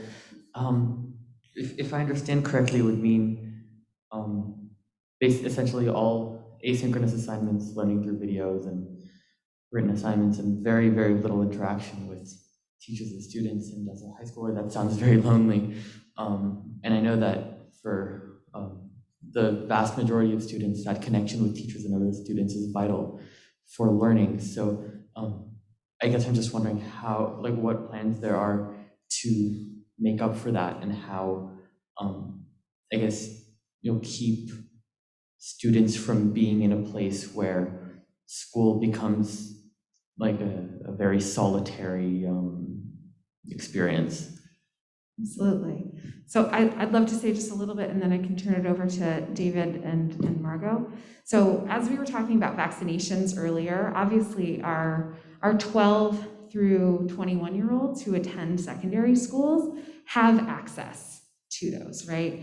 It's about 2 out of every million people who are vaccinated have an anaphylactic reaction and cannot continue to the second dosage, or are allergic to one of the ingredients in the Pfizer vaccine. So we're talking about a very, very, very, very, very small number of people who actually can't get vaccinated at the secondary level. And we also recognize that, just as we were talking earlier, with Erin and about elementary, that things may shift also, right? So, it looks like Moderna may be available. There was another vaccination that was approved, that's beginning the approval, Noravax as well, right? It's going through the approval process as well, right? So there are possibilities for those very, very, very, very few students at the secondary level that actually may change, right? Which is really why we put temporary, because there may be a very limited need. There also might be mental health needs or other physical needs, right? So if I get a concussion, I may have to be out for 6 weeks and then I can come back, or 2 weeks, right? And so that's sort of where the temporary part comes in. And then the other part that we've really been thinking a lot about is how to keep kids connected to school, which is part of why you see the school-based tutors, right? So in the past, if a student got sick, say, Adam, you got a concussion, right? And you were out, you might have access to an alternative instructor who may or may not be connected to the school. And they may come to your house, or you may meet them at the library, right? This is different, right? We're talking about folks who are connected to the school, might be actually one of your teachers who's meeting with you regularly, virtually synchronously, to keep that connection. And then Margot actually had a really great idea about having regular review dates. So if there's a particular situation, we want to be really individualized with this, right? To try to bring kids back. Again, that the health crisis is in a different place with our secondary students. David, Margot, I'm sorry I sort of said a lot there. Anything you want to add? No, I think you said it really well. And I think that individual is really the key word there, because we are dealing with a much smaller portion of students who would be required to be virtual. I think that experience can be tailored to better meet the needs of the individual student and the nature of their virtual experience, right? How long it will be, et cetera, right? We've got a little bit of flexibility, so let's leverage it. If I could just put in something very quickly about vaccines in general, you know, a large number of vaccines are required of students to attend school, you know, pre-K through 12. There's a small number of students who are medically fragile and cannot tolerate those vaccines, but given that 95+% or more of students are vaccinated, those medically fragile students can attend school without a strong risk of getting sick. Now, this is not a required vaccine because it's still experimental. The vaccination rate in Tompkins County in this community is extremely high nationwide. That is a good thing. You know, families are going to have to make that choice. That is not something we can really control at this point, but hopefully it will not be as exclusive as it kind of sounds on that slide. And I would just add, most scientists would refer to it not as experimental, but authorized under emergency use authorization. Yes. It's been in development for many, many years.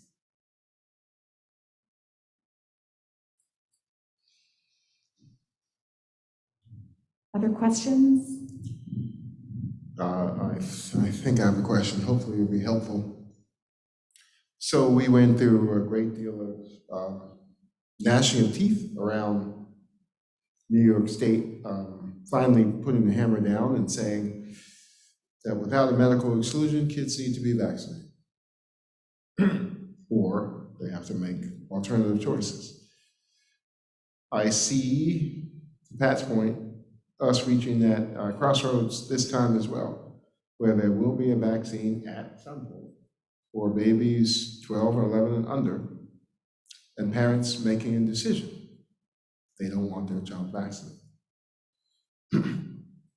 Are we saying that those children who fall into that gap without being medically fragile, without medical consideration, will have to make different decisions about their child's education? So the students who are going to be remote next year, if we're permitted by New York State to even have a remote, any remote learning, we anticipate, but we don't know for certain based on what the state is going to put out, we anticipate that only verified medical reasons would be the only reason that students would be remote. But again, New York State has not come out with their plan, right? So we're anticipating this based on what we're seeing in the Northeast right now and in New York City. Cornell can dictate that all students be vaccinated before they return to campus, or you can't come back to campus. We as a state, we as a society have not, we're not there to say that you cannot go to school if you do not have a COVID vaccine of some type. Where the language is vaccines are encouraged. You're encouraged to be vaccinated. There's students that, in person now, I'm sure, that aren't vaccinated, correct? Yes, there are some with documented medical, Sure. right, and verified medical. But we can't, we're not, as we discussed with parents at the last board meeting or two, we're not in a position to dictate that. We're a public entity. That's not within our power. That's up to the state at this point to make an executive order along those lines. But again, if you're vaccinated, yes, you can, our mask rules are such that, when we're outside, we can be maskless. I think as we play whatever sport we want to play in the fall, we will not be wearing masks outside. Say yes to that. That seems likely. Right, seems very likely. But other protocols will stay in place. There's still, Lily, as you stated, there will still be 3 feet distance between desks in all the classrooms in the district. There will be still physical distancing when kids play up here or you're eating. That was in place before. That was in place before vaccines were available for those under 18, right? And kids were in school. So that has not changed. And we're only just going to have more capacity. We expect all kids to be back in school. We hope that most kids are vaccinated. It only helps with herd immunity. Eventually, with herd immunity, not everyone is vaccinated. Not everyone has been infected. Not everyone has had COVID, right? But you have herd immunity. So the chances are that's that place we all want to get to. So, we can treat this like what it is. It is another a disease that we deal with and monitor. And but yeah,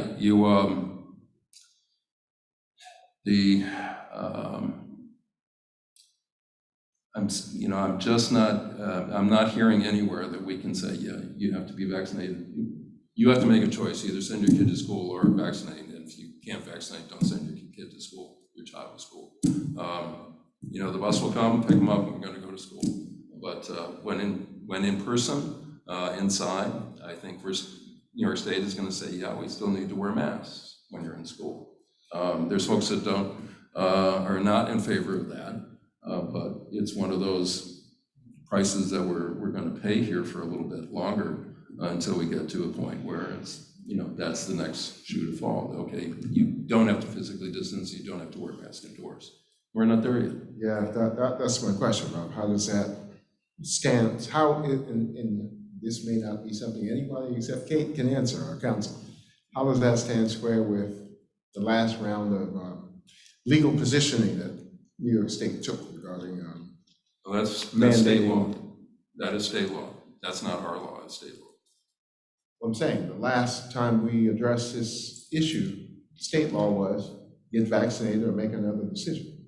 Mm-hmm. My question is, how will this circumstance in the fall be treated, given that that's now the legal position of New York State? And I don't have an answer for that. I'm not sure any of us have an answer for that.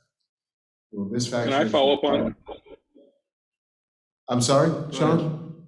Go ahead, Sean. No, I wanted to follow up on your question, Elder, because that's sort of my concern as well, and maybe this was addressed. Let me first begin by saying to Lily and the team how much I appreciate the positions that you all find yourselves in.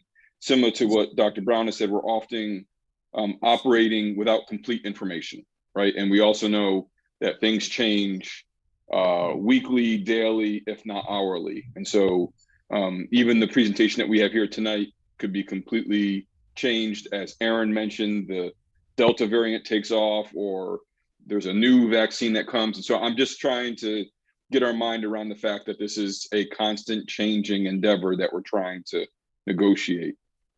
To Eldred's point, we were previously requiring folks to have particular vaccines unless there was a medical exemption. And we found ourselves with a couple of lawsuits about what do those medical exemptions look like? Who signs off on the medical exemption? Who is allowed a medical exemption? I guess I have a slightly different question, and I don't know if this is going to be a part of what Eldred was asking. Lily, I heard you be very careful with your words, which I greatly appreciate, that if New York State allows for remote learning, which I would presume is the possibility that New York State may not allow for remote learning. What happens if New York State does not allow for remote learning and we have children who are not able to come to school because of their medical, and I know we keep using the word medically fragile, I'm trying to find different language that's a little bit more affirmative, but we'll use that, right? So we have children who are not allowed to come to school because of significant medical concerns, and New York State says we cannot provide remote learning. Where do we then find ourselves? And if we, and maybe that's not a question to be answered this evening, it's just something I'm thinking about. Absolutely. We are thinking about it a great deal as well. And to quote the very wise Dr. Brown, we will cross that bridge when we come to it. And then maybe that also states that we probably should plan for a couple of meetings over the summer to engage in these conversations. One, it's probably helpful. I know we're doing it as a district. And as I'm sure you all know, there are a number of community folks, students, caregivers, organizations that also have great interest in this. And so this may be a need for an ongoing conversation or community dialogues like we did last summer as well. Yes, sir. Full transparency in this goes. There are many groups in our state, including many professional organizations, who are advocating for that remote option to be removed completely. So I just need to let folks, and then say that for the record, there are folks who are advocating for that remote option to be removed completely, whereas we're going to be planning for both options. We're planning for both options. And one last thing, I know not everyone could see the chat, and I hope Aaron doesn't mind me saying, but Aaron wrote in the chat, medically complex, which is a phrase that I find to be more affirming myself. So thank you, Aaron, for using that, and I'll try to work that into my language as well. So thank you for the response, Dr. Brown, as well.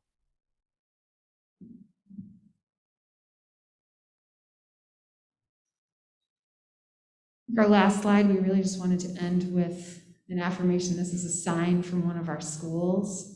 It's actually Enfield's, Sean, where your grandbaby attends, where I used to teach. Go by that window every day. And as we've been navigating this pandemic, navigating in-person and virtual teaching and learning, this message is what we've been trying to carry through.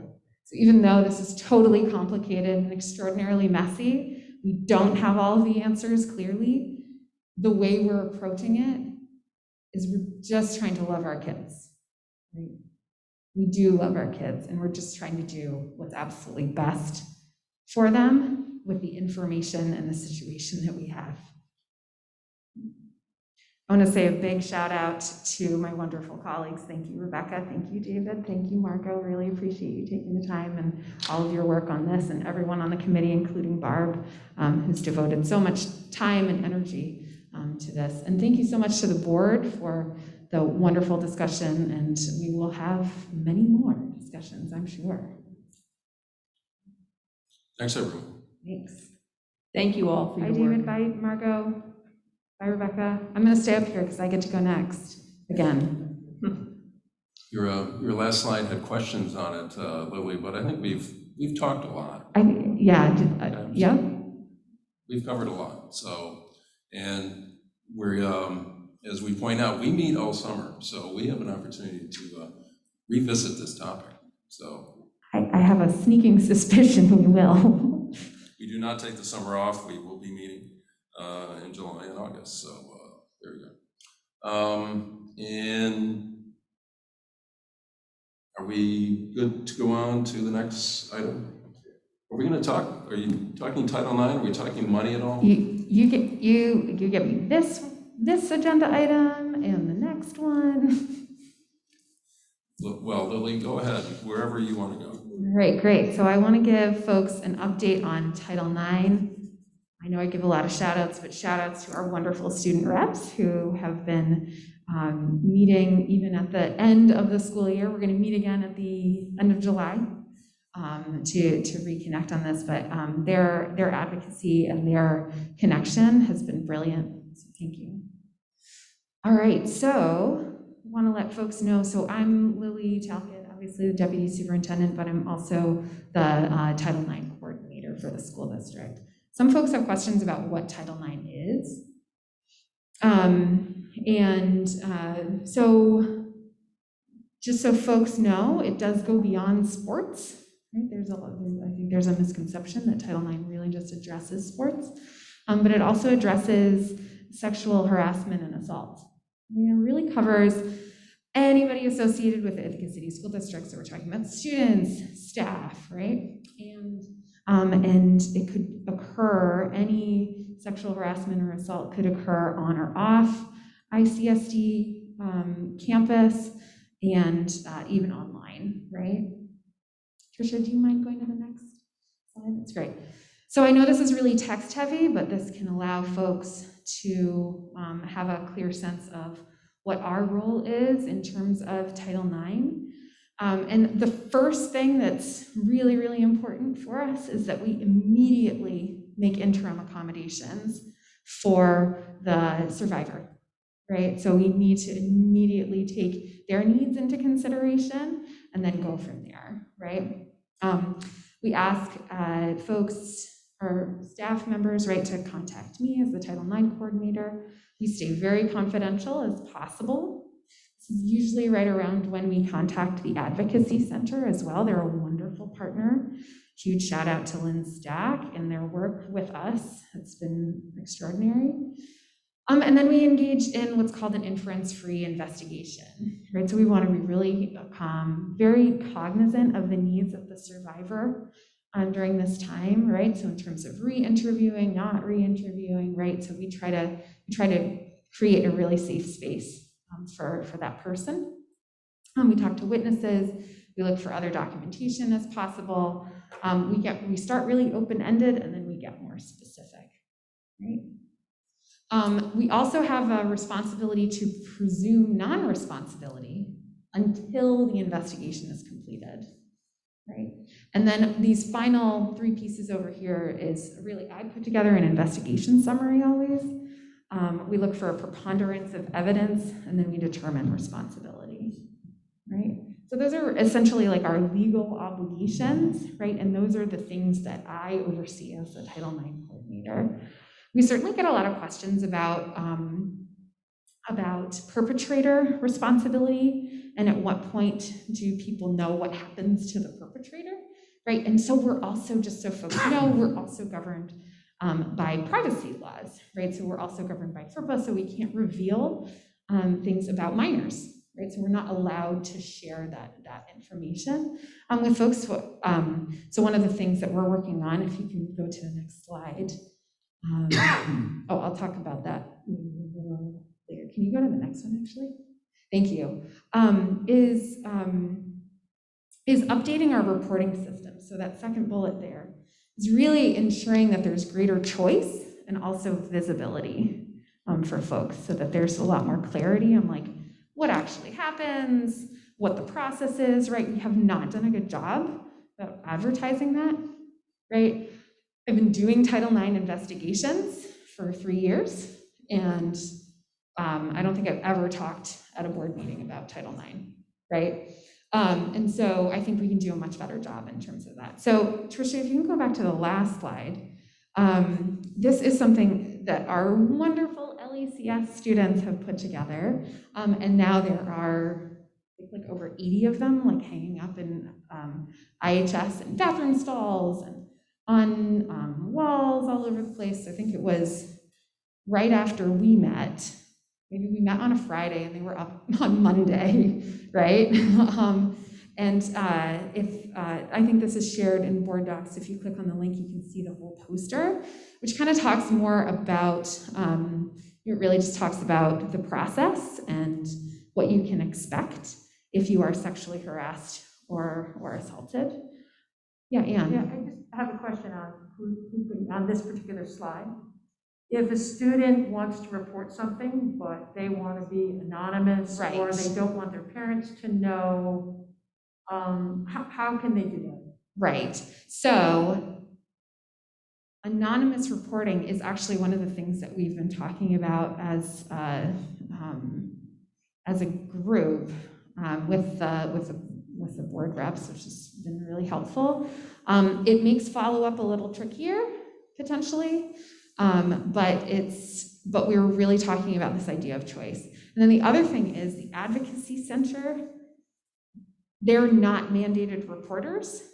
So we as district staff are mandated reporters, right? We don't have to involve law enforcement, but we are required to report particular things, right, as per our training. But the Advocacy Center can actually have completely confidential conversations with teenagers. So how would a student know, looking at those 4 choices there, which one would give them the most privacy with that? Because say if they went to a school staff and that person was a mandatory reporter and the student doesn't know that, and then all of a sudden it goes out of control for them in terms of where the information goes, how would a student, Yeah, so it's cut off, I'm so sorry, but in the blue, that's clear. What was that? In the blue part, where it says, it says victim support agencies such as the Advocacy Center are able to offer confidential support. Right.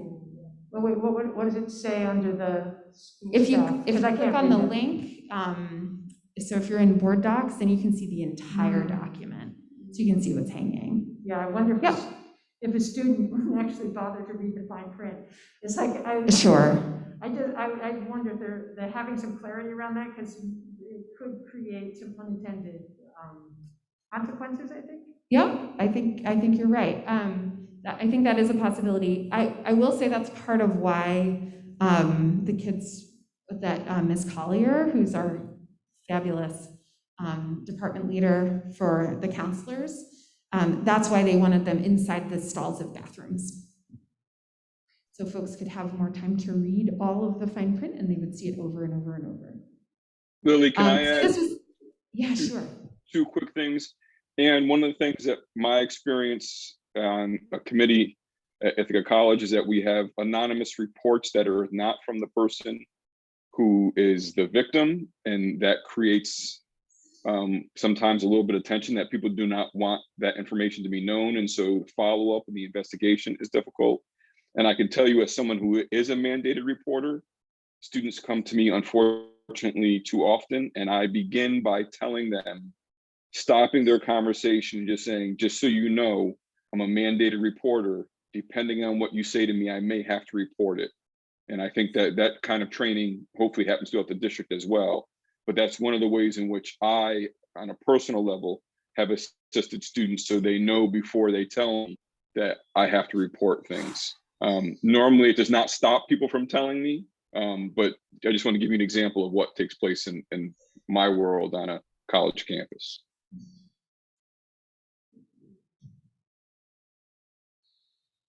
So in terms of some next steps, Tricia, if you wouldn't mind going to the next one, please. Thanks. This summer, we're working to revamp the pre-K through 5 health curriculum. So we're focusing on a couple of big areas.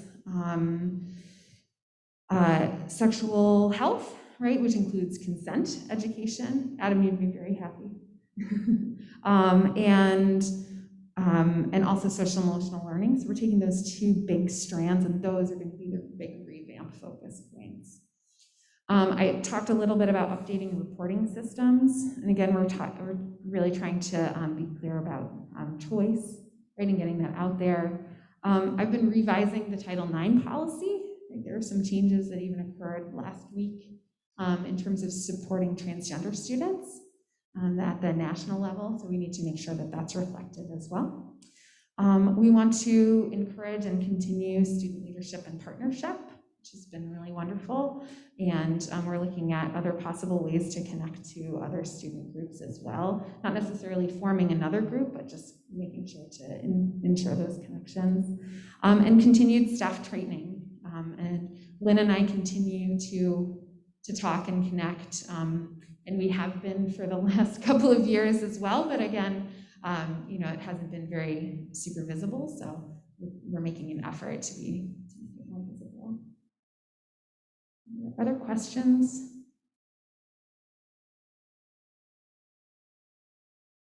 Lily, do we not have mandated training for faculty, staff, and employees? We do. It's a really fun video with me and Amanda Verba. And I also saw folks should know that our policies have not been updated, I believe, since 2014. That has changed under the last administration. As folks may know, there were some pretty significant changes to Title IX federal law, which means we should go back, obviously, for a number of reasons, not just for that. But if I should be on the policy committee again next year, I'll be working with our policy colleagues to take a look at our policies related to harassment in Title IX.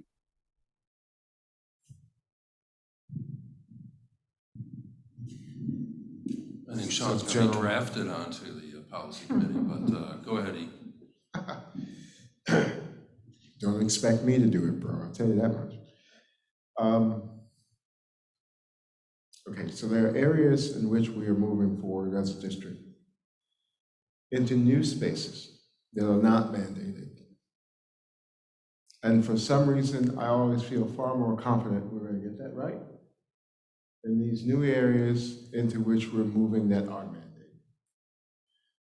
So Grace and Adam, I mean, this conversation here almost is a direct link to the conversation that you brought us previously about these increased circumstances. So I'm going to look for you, either you guys or your predecessors, to continue to survey, continue to poke, continue to prod on how we're doing on this issue. Because although we love you all, this is a mandate, right? Title IX is the law.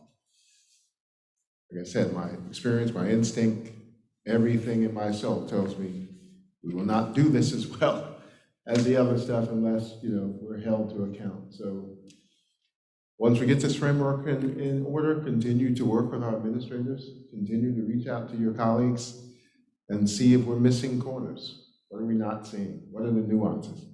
What are these issues about how students feel about talking to mandated reporters versus the advocacy center? We're going to need your help, frankly. To get this right, we're going to need the help of students, period. Thanks, E. Anyone else right now? Thanks, Lil. Appreciate it. Thanks. There's just one more thing I'm going to talk about, I promise, and then I'll sit down. I mean, are you, you've been standing for a while, Lily, but you're going to talk about the American Rescue Plan funds? Is that what you're going to do? Correct. Yes. Pregnant people can stand too, Rob. We're good.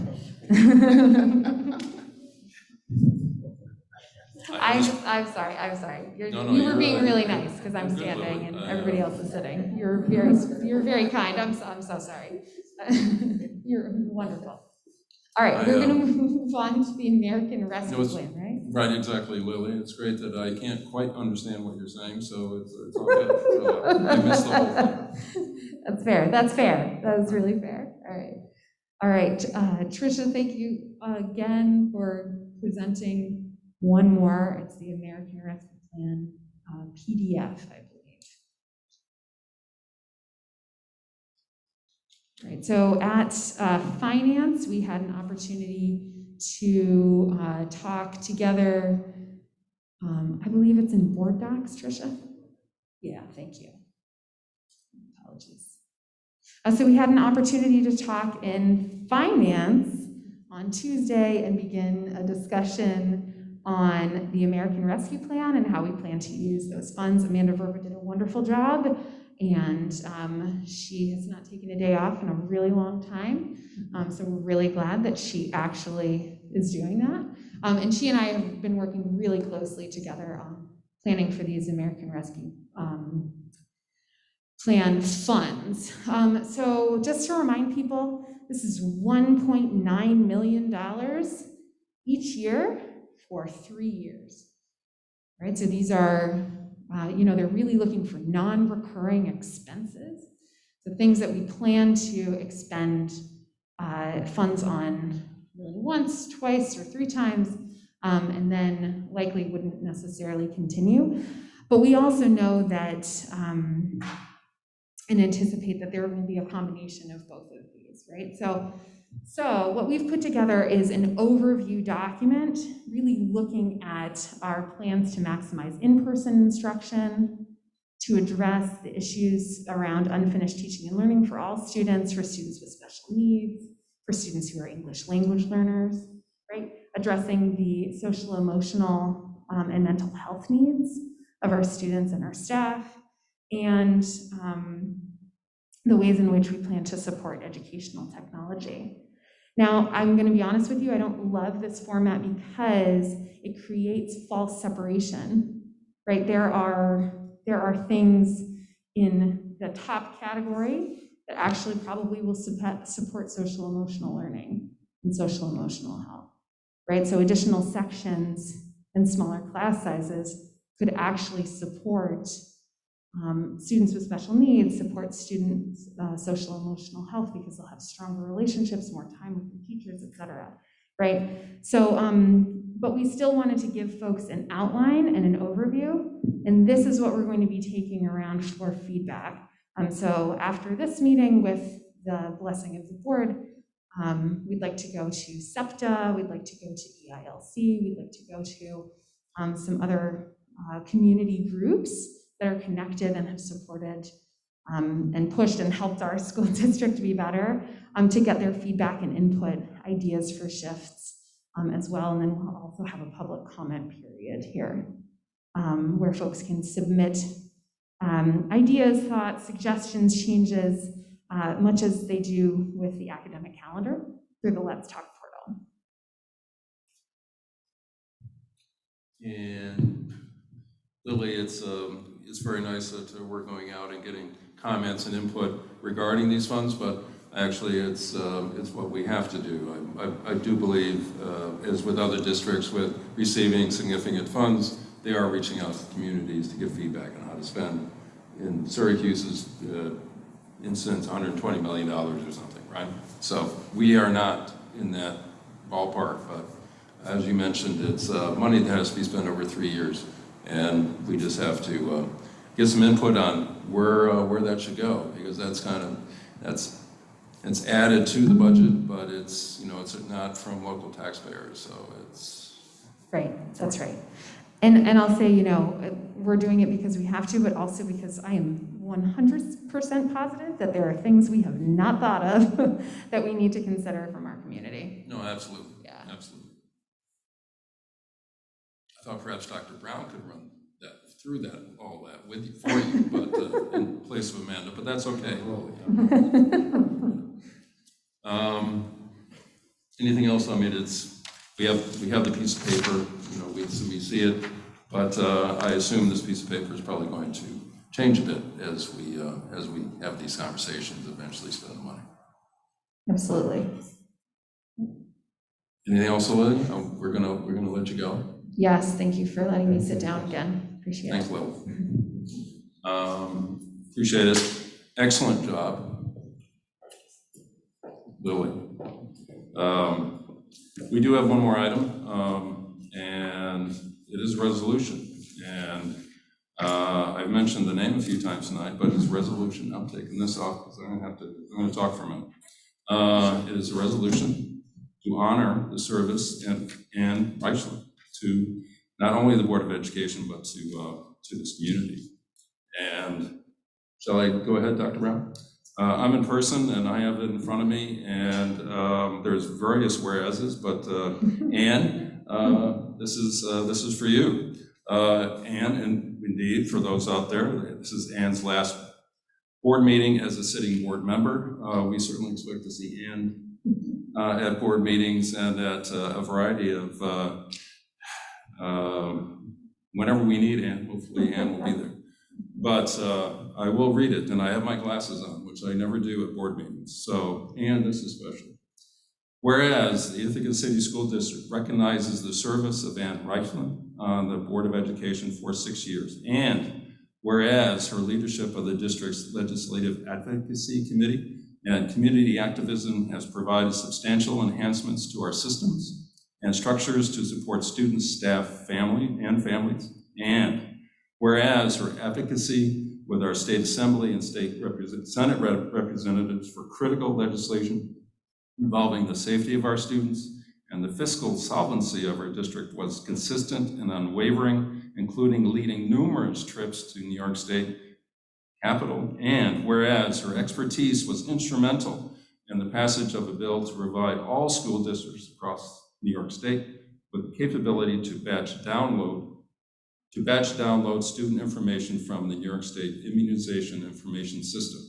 And whereas her active support for the integration of the arts across our district in classrooms of all ages is evidenced by the extraordinary sculptures created for years by the students of Caroline Elementary School during their Habitat case study. And whereas many learned from her consistent engagement and questions that centered the craft of teaching and needs of students. And now therefore be it resolved that the Ithaca City School District Board of Education recognizes and deeply appreciates the service of Ann Reichland and wishes her well in all future endeavors, and further, that this resolution of appreciation and support be duly recorded and included in the minutes of the Ithaca City School District Board of Education on this 22nd day of the month of June in the year 2021.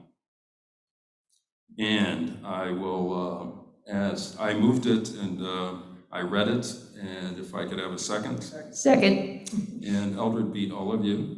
Thank you, Eldred. And we will now, one last time, call the roll for 2021. I don't have to move it. Rob Ainsley. You can abstain, Ann. You can abstain. And you can always vote for yourself, Ann. But it's, my name is called. Yes, absolutely yes, and thankfully yes. Erin Croyle. Sean Eversley Bradwell. Yes. Eldred Harris.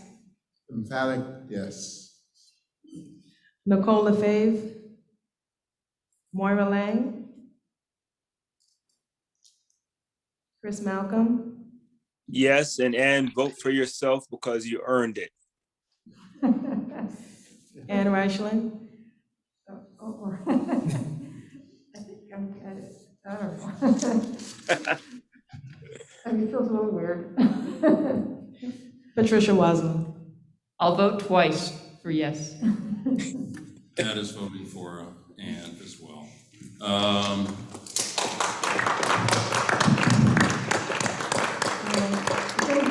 Thank you so much. I'm really honored. Are you good?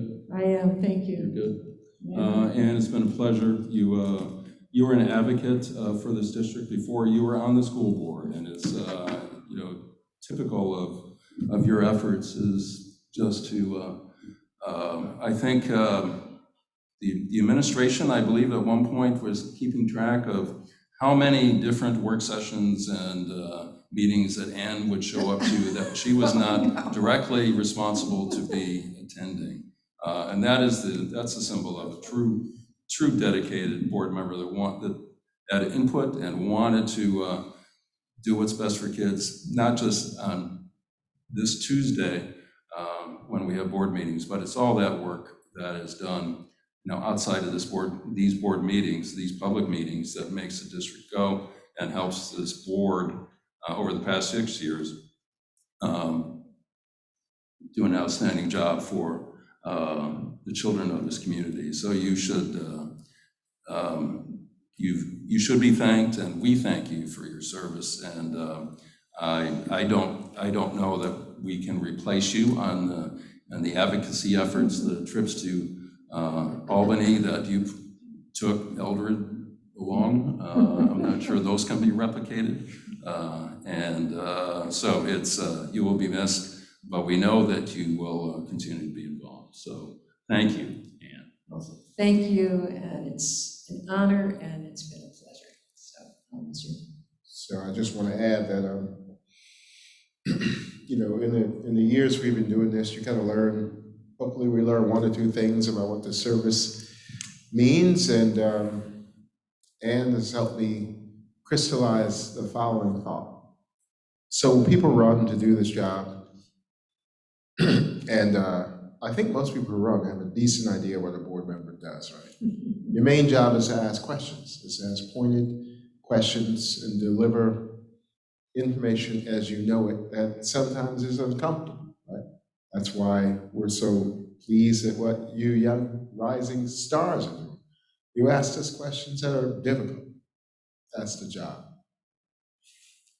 In my experience, to be a board member of a public education institution, K through 12 school district, means you actually have to go beyond that.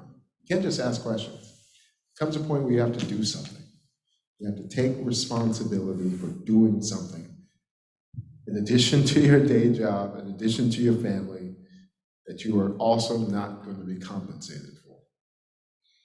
The amount of time Ann has spent going back and forth to Albany, following up with our state assemblymen and our state senators, with staying in contact with our regional and our New York State School Board Association, with informing the board, with writing, with communication. That's another job. Call it a labor of love. It's another job. So thank you, Ann, for stepping up to do that, because that was not necessarily a blind spot in this board, but we weren't actively willing to engage. And you were so willing to engage.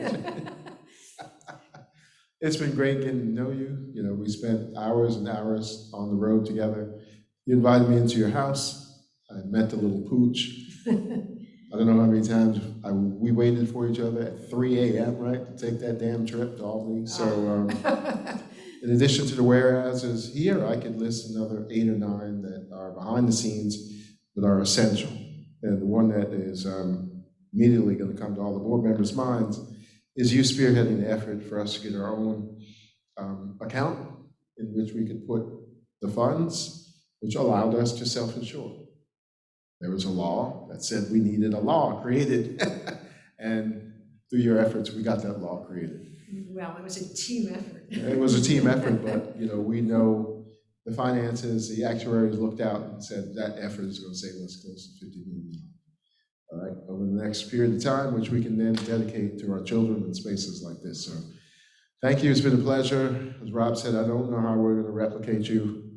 Maybe, you know, maybe I'll have to sneak you into future meetings. But it's been a pleasure. Thanks for your service. Thank you. Anyone else right now? Well, I just want to also say thank you to Ann for what has really just been remarkable service to this district and the families and the board. I think it was Ann who said, you know, we could really use a legislative action committee. And boy, could we. That was one of the things I've admired about all your time on the board, Ann, is that you are such a hands-on, pragmatic problem solver. You see issues and how they do or do not work and how they could work better, and you just tackle it. And you have also been just an unfailingly kind, warm-hearted, good-natured colleague.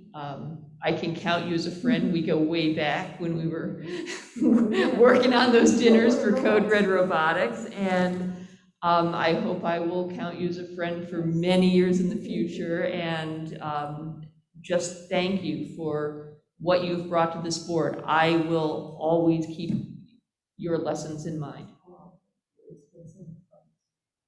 It has been fun, huh? We do have fun. Who would have thought it? Anyone else out there? Hey, folks, this is Chris, and I just want to really thank you for your humble approach to asking questions that everybody was thinking, but you were the person who asked it, and you always left the door open that we could do this. And I truly appreciate that. And you will, well, I'll definitely see you around. Please stay in touch. Thank you. Chris sees everyone. That's true.